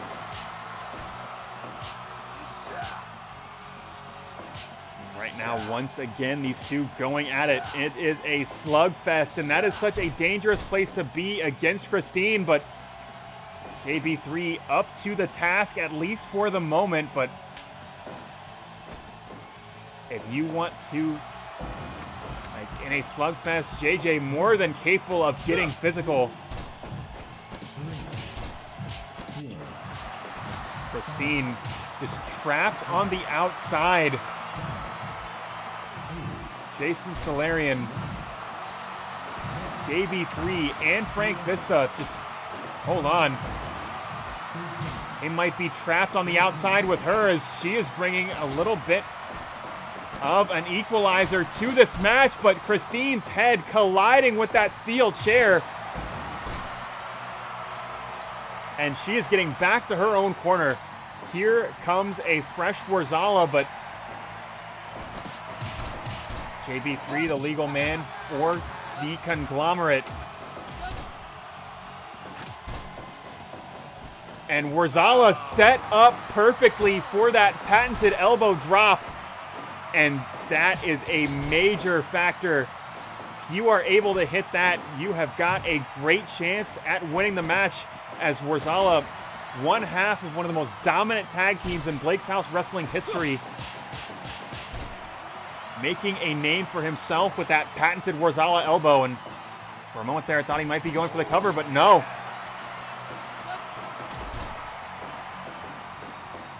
All right, baby.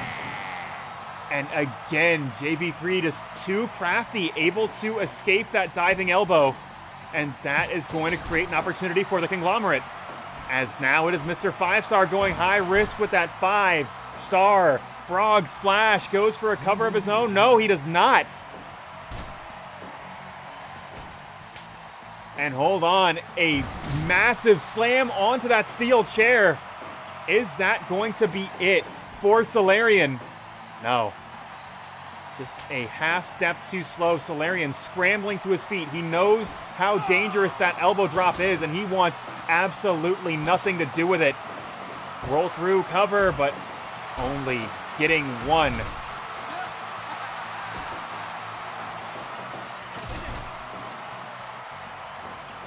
What's up?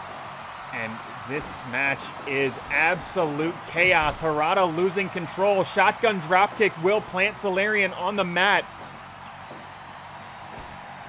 And a roll-up out of nowhere, cover 2. But not quite enough to pick up the victory. Double arm DDT will connect.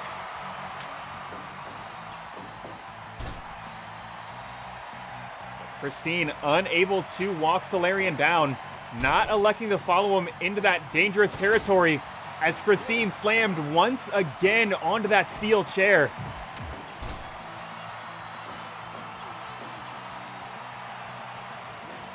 On Christine going high risk now. Oh my God, colossal diving headbutt, but only gets one.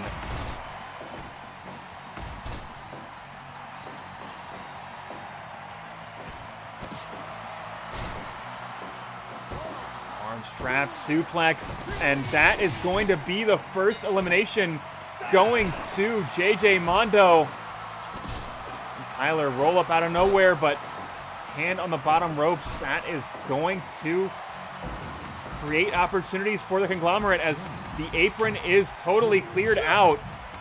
And JB3, he has got that equalizer, swinging for the fences with that sledgehammer.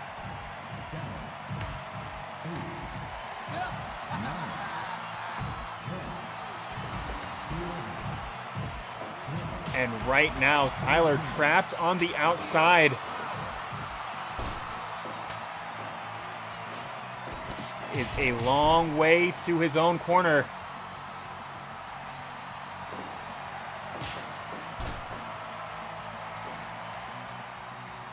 Tyler, big moonsault, but is that going to be enough? Is that going to be enough to put away JB3? He doesn't seem to think that it is. As a wild shot levels him, Worzallas the legal man now. But JB3 able to shut both of them down and delivers a vicious series of headbutts. Worzallas trapped in this hold.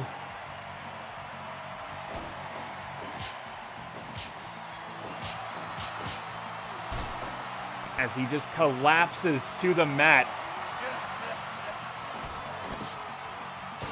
JB3 signaling for the end, possibly looking for that loophole that he is so well known for. Hold on. Pump handle powerbomb, but Tyler able to make the save at a critical moment. And that could make an opening for this Blake's House Wrestling team. Yakuza kick from JB3, and now here comes JJ.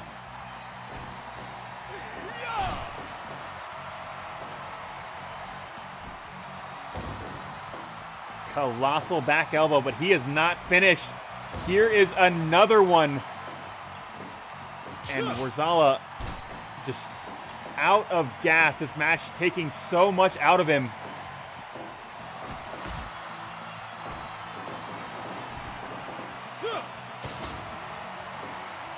Big throwback into the center of the ring. And Worzallas not even electing to go for that elbow drop, just going back into his own corner.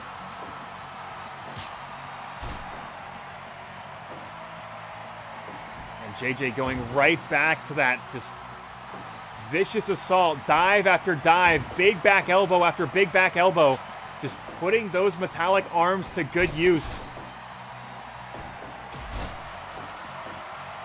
And hold on. The star shot will connect. This could be it for Tyler. Goes for the cover. 1, 2, 3 count fall. And Worzallas all alone against the Conglomerate.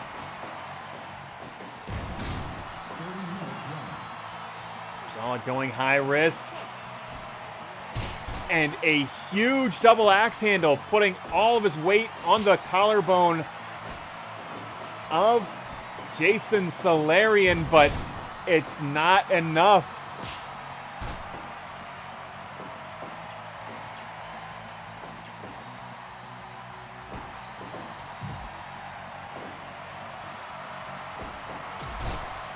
It looks like this could be it right here. Star shot will connect.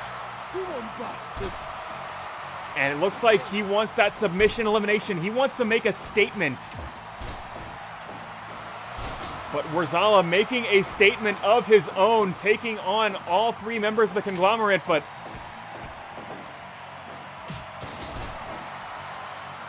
Solarian just too quick for him, and that is precisely why JB3 set the team up the way he did. That's the matchup that he wanted.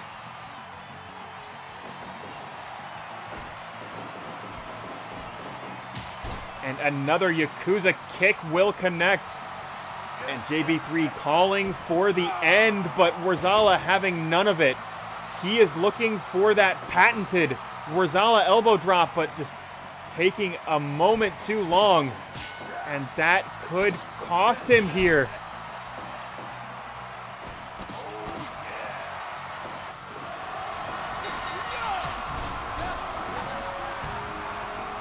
It's the Conglomerate winning decisively against the Blake's House home team of the Worzallas and Tyler. Again, this unit just so very ready for Melbash. This is a team that is going to go places in that tournament.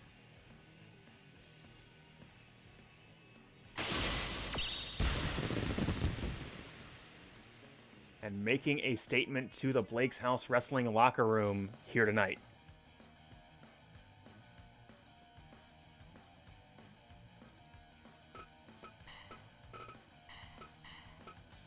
Honestly, like, looking at the tag team matches tonight even, like, just tonight, the mismatch styles are the more interesting teams. Because it does feel like, and I know it's 100% bullshit, it does feel like the game is, like, fitting their tools together in fun ways.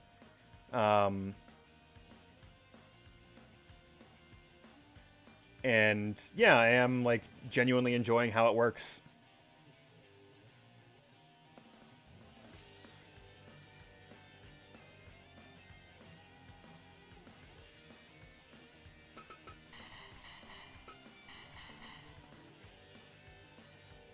But coming up next,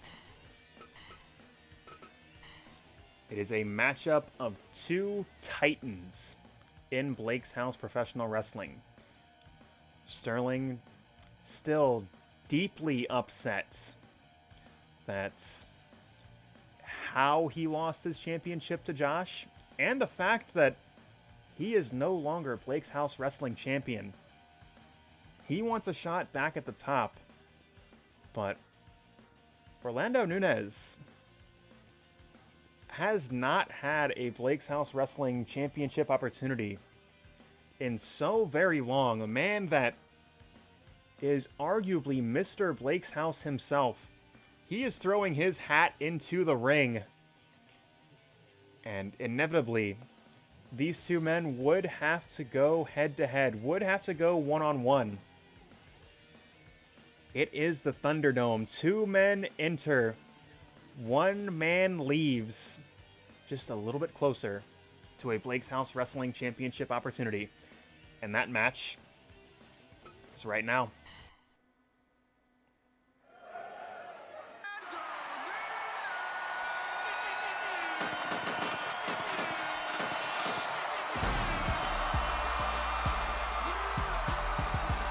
And here comes Mr. Theme Song himself. Making his way to the ring and just taking it all in. But Sterling has no such interest in pleasing the fans. He wants to destroy the man in front of him. As many men in front of him as it takes to get back to the top. Orlando just the next step in the road for him, but ignore the crowd at your own peril as they are already behind Mr. Theme Song, but Sterling seems to be completely unbothered. Orlando starting things off strong. That opening burst of crowd energy, just always a major aid to him in these contests.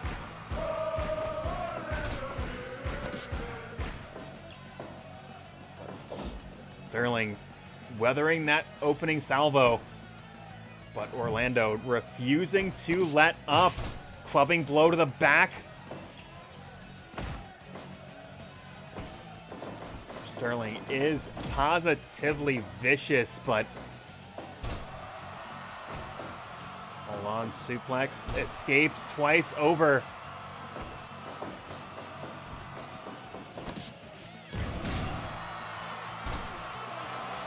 And Sterling just going right to that chokehold.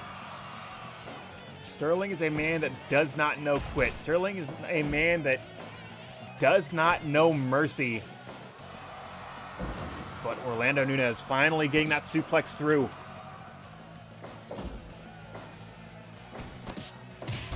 He's going to take everything Sterling has got and then some to topple Mr. Theme Song, but Sterling just as significant a challenge. It is anybody's guess who is going to be counting lights at the end of this match. Back switch and big chop block will connect. Looks like Orlando looking to take the legs away from the legs of Sterling.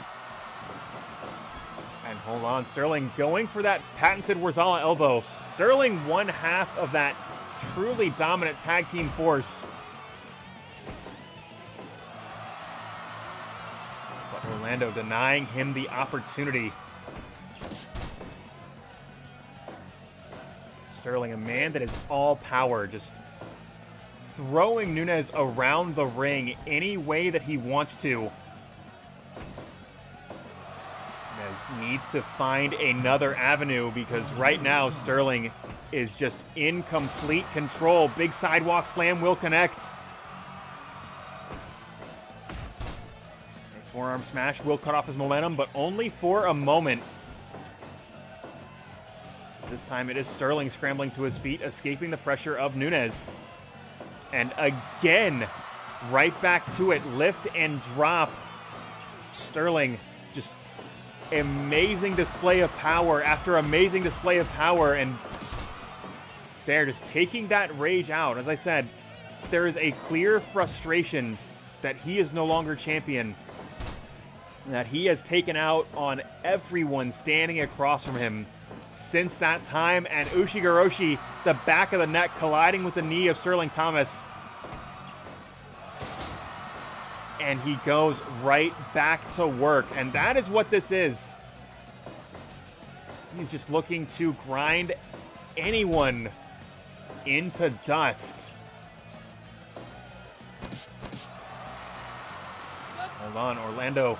Again, he was looking for a different route, looking for a different strategy, but Sterling a half step ahead of him. Guillotine choke applied, but Orlando's scissors sleeper just looks like he is trying to grab a hold any way that he can just to slow Sterling down.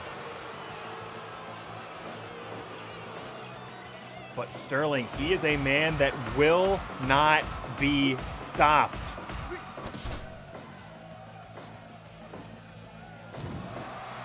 Orlando able to escape the fire the second time around.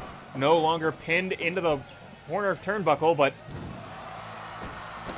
still hasn't found an answer as Sterling just besting him at every step. And you can see it wearing him down. Big pile driver buying him just a few precious seconds. But that is all it is at this moment. Just a few seconds before the unstoppable juggernaut that is Sterling continues to march down the road. March just a step closer. Orlando doing everything that he can. Going right back to that mount position, but Sterling to his feet first. And this time it is Sterling that's grabbing a hold, using Orlando's own weight against him with that stretch muffler hold. Orlando back to the scissor sleeper. Looks like that is the route that Orlando has taken here, and it really feels like it's the only thing that has been effective for him. Pole shift flosion, center of the ring. Is that going to be it? Oh my God, so close. Sterling once again just display of strength after display of strength, and that patented Worzallas elbow just crushing the back of Mr. Nunez.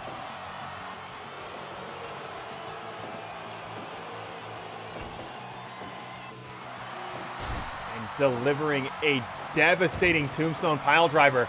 Orlando running out of gas, and Sterling just making a statement to the Blake's House audience here as that gigantic choke slam levels Orlando Nunez. Cover 2. But no, despite all of that, Orlando Nunez still getting a shoulder off the mat. There is a reason he is Mr. Theme Song. There is a reason he is so beloved in Blake's House professional wrestling. But Sterling just doing whatever he can to break his spirit, break the spirit of the crowd watching him, break the spirit of the crowd at home. But Orlando, he will not quit.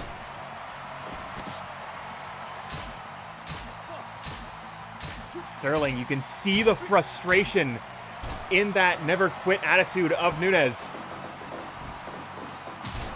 And he takes his head off his shoulders with that monstrous lariat. And once again, back to that patented Worzallas elbow. But Orlando back to his feet. This match, it will continue. Again, pulse lift flosion, center of the ring. If he goes for the cover now, that's gotta be it.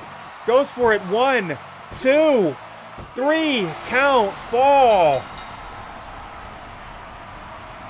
And Orlando doing everything he could to stay in that match, but everything wasn't enough. Sterling is a human juggernaut, and he will stop at nothing for another championship opportunity.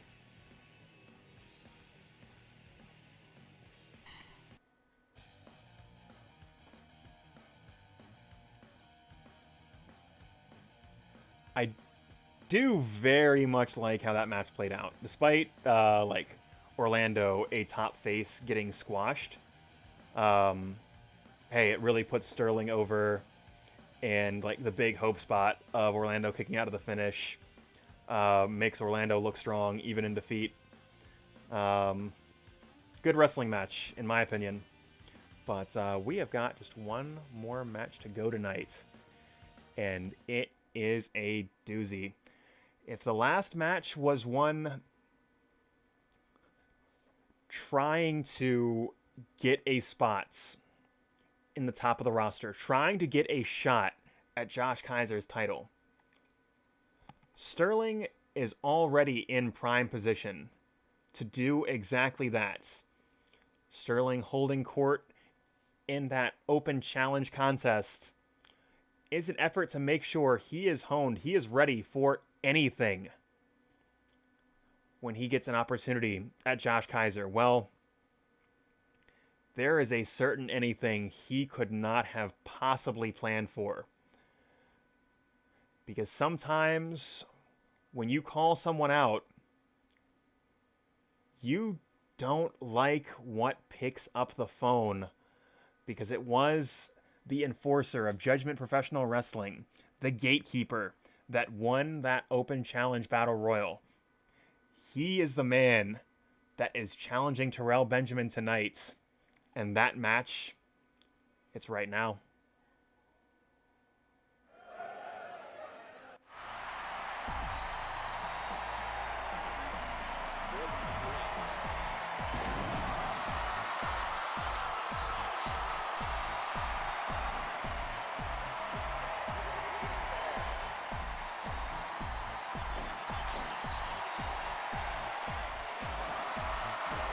Terrell getting himself fired up, but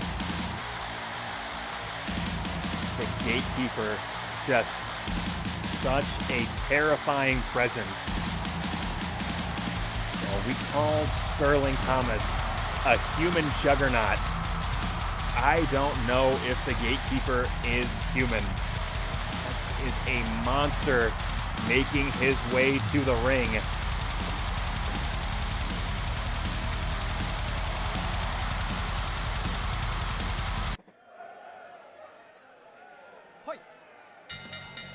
Terrell has got his work cut out for him.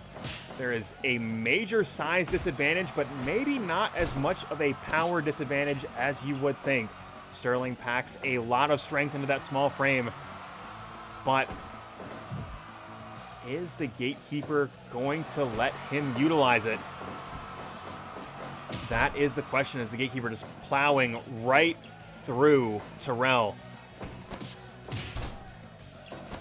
Gatekeeper just all strength himself and just crushing Terrell's head right against the mat.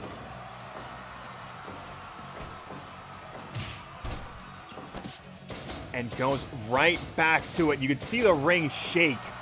Just the amazing strength of the Gatekeeper is nothing short of spectacular.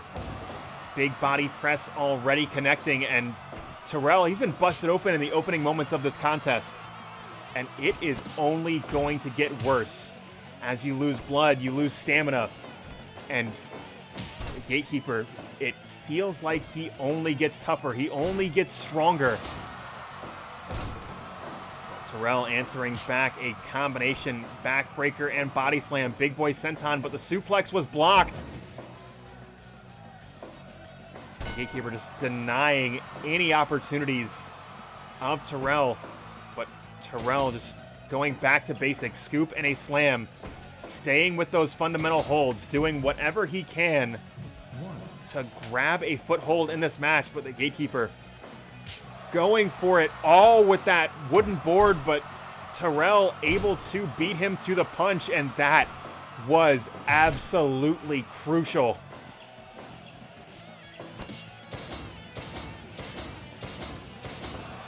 And again, the Gatekeeper just showcasing his dominance here. Physically dominant, but hold on.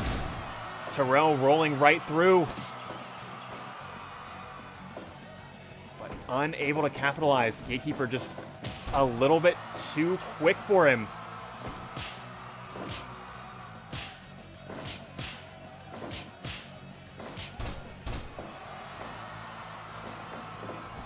Rolling again, no, unable to keep up the pressure. Gatekeeper immediately right back to his feet as Terrell just folded right in half. But he is doing everything he can to stay in this match.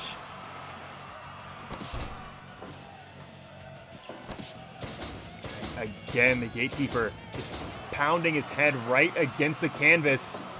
And he is not finished yet, going right through him with that spear.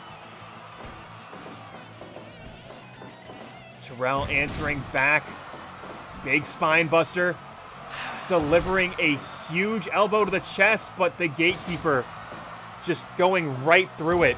As if it never hit him. Goes for the cover. And very nearly picking up the victory right there.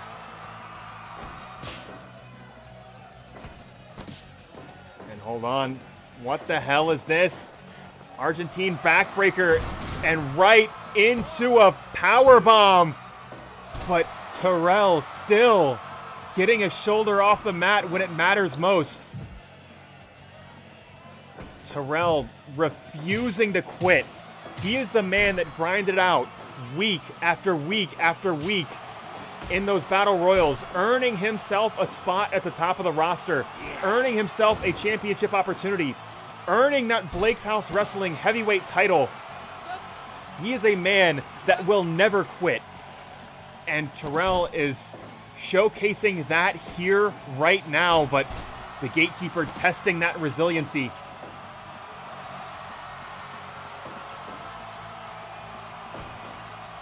And hold on. Goes for it. Absolutely massive power bomb, but hold on, cover. 2. No, even that is not enough to put Terrell away. Even after he's been bleeding for the last 10 minutes, Terrell still will not say die. Twisting slam, goes for a cover. 2. And very nearly picks up a fall of his own, but this time it's the Gatekeeper. Hold on. Burning Hammer will connect. Does he have enough to go for the cover to put the Gatekeeper away? 2. And no, that is not enough. Both men hitting one another with everything they've got, but neither one will quit. And once again, Terrell folded in half with that power bomb, but the Gatekeeper not going for the cover. He wants to punish Terrell once. No. And that was the maneuver that won him the Battle Royal, but Terrell right back to his feet. But that hanging choke. Terrell unable to hold on.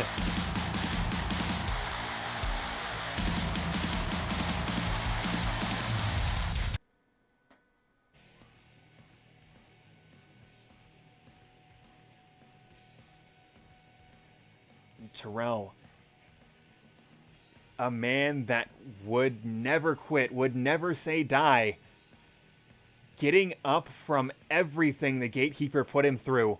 But in the end, that vice-like grip around his neck, too much to bear.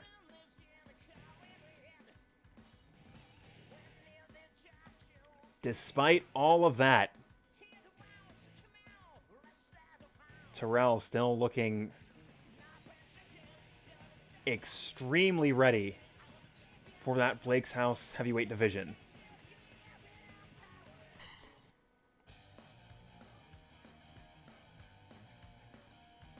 I'm definitely.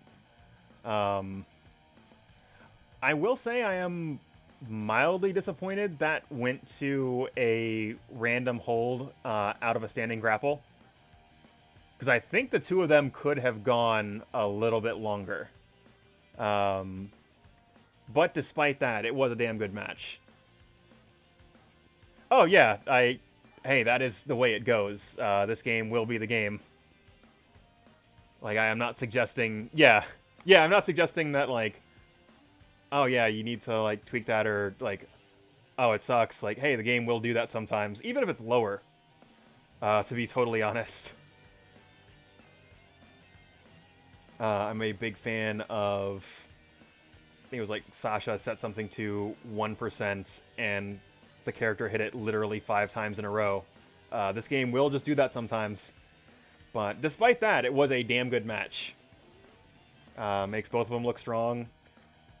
And I think... This might be a lie, but I think everything was over 4.5 stars tonight. Yeah, that did not escape me. Yeah, what is your finish so I can fucking no-sell it? I would have liked, like, him taking it and kicking out of it to make him look strong, but that was a different thing altogether.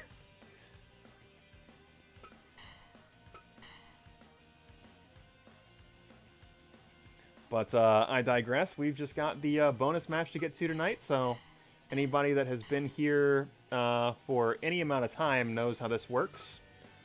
I'm going to roll up some number of random names, and I'm going to strike out Hanma and Jerry Lawler and re-roll those.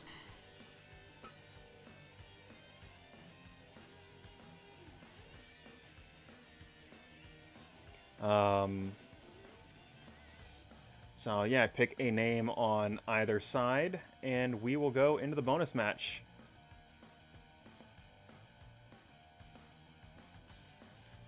Matou to the Dark, I am pretty sure is from Sasha's eFed, but I will verify. Yep.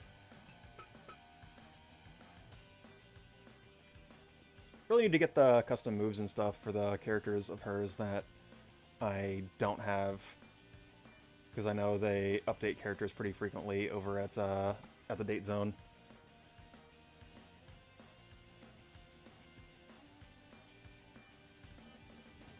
But I digress. While y'all figure out who we are going to be seeing compete tonight, I am going to see who might, let's see here. Who we might throw to tonight. So it is about to roll over to 10 o'clock, so we might actually be able to throw to the Date Zone pretty soon. Because I believe they usually start at 10. Let us see here. Oops, that's not what I wanted to click on.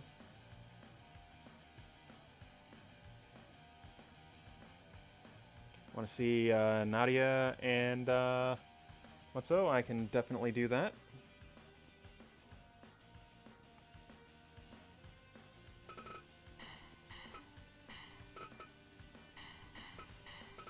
I'm going to hit the button and let us see here. Okay, yeah, they typically go on air at 10 p.m., so by the time this match is over, they will probably be live, and we can throw to the Date Zone.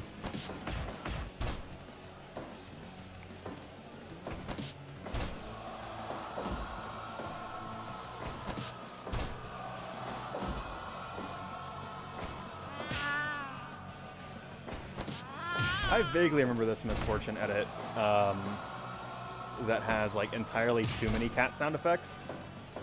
Because I think I got this before I started Blake's House Wrestling proper, and just, like, kind of ran, like, unconnected streams. And the gimmick of the stream that I downloaded her in was we were going to do a tag team tournament with one of the entrants on a team being, like, the real people, and then the people in the tournament got to pick their own tag team partner. And this was Zero Lopez's partner. And yeah, I too am curious when Mel Bash is going to happen. I know Melly like recently moved, so like that is kind of out of the way. Unsure otherwise what's going to be going on there.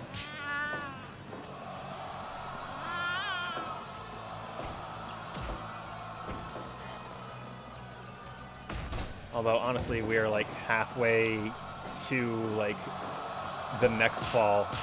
I am curious if like 2021 is just going to not happen.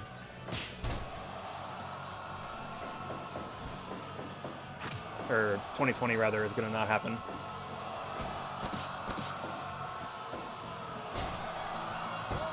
Huh.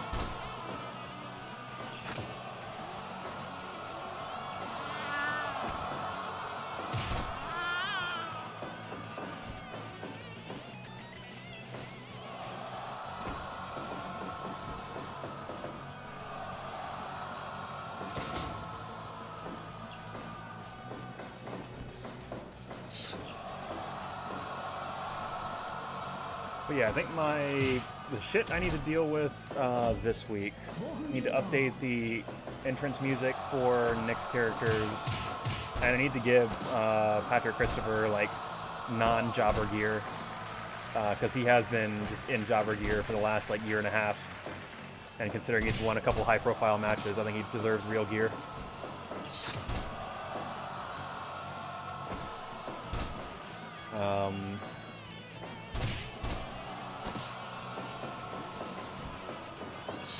And then kind of figure out what the fuck endgame for the tag team division is.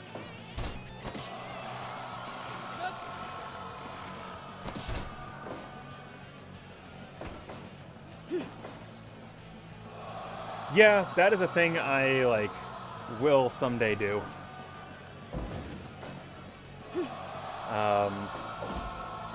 That, to be totally honest, that's a super low priority.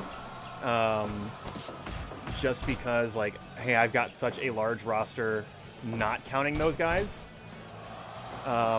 Which is partly why, like, I haven't really fucked with it too much. The other part is because I am lazy, to be 100% transparent and honest.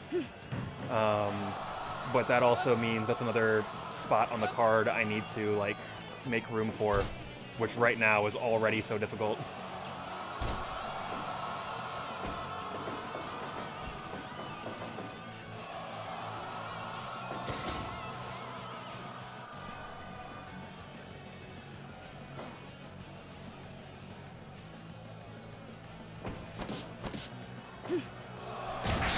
Oh, shit. Pop-up choke powerbomb fucking rips, actually.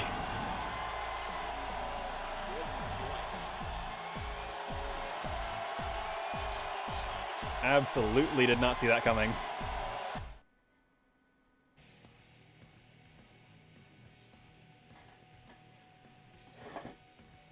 But let me double check, see if they are live in the date zone yet.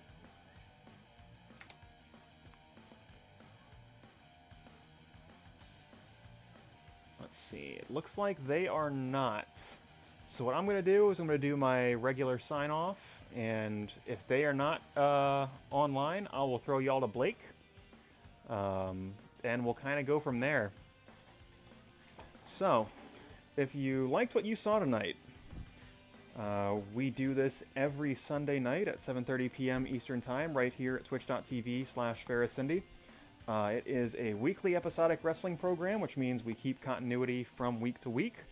But I want to make sure if it is your first time here, you are having just as much fun as somebody that's been around for over a year. And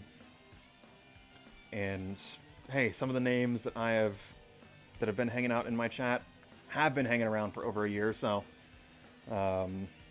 certainly hope that any new people, that's going to be the case for y'all as well. I think I will say tonight was an especially good program, just strictly in terms of match quality. Hey, the game will be the game sometimes. Sometimes they don't do that. But every once in a while you get a night like this, and hey, it is tremendously fun to call these nights. But yeah, if you are interested in a EFED ran through Fire Pro Wrestling World, check me out every Sunday night at 7:30 p.m. Eastern Time right here at twitch.tv/FerrisCindy. Additionally, myself, my good friend Heavy Kira, we've got a NHL 20 stream on Wednesday nights where we play a little bit of hockey and we bullshit about whatever happens to be on our mind that particular week. We have kind of turned into a KOF 15 trailer react stream. For better and for worse, it is easy content. But that also kind of provides a springboard on whatever video game related bullshit we want to talk about. Because there is always video game related bullshit.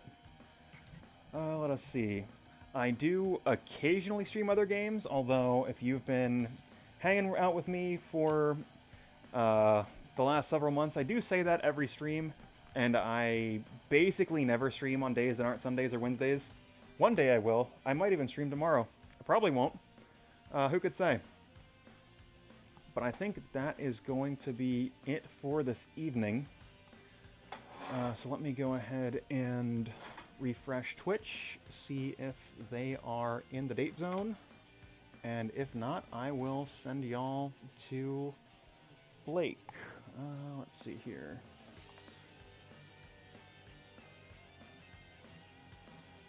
Let's see. Let's see here. Okay, they are going live at 10:30. That is why. Okay, then I will send y'all to Blake, hang out with him playing Valorant, and I will catch y'all later on.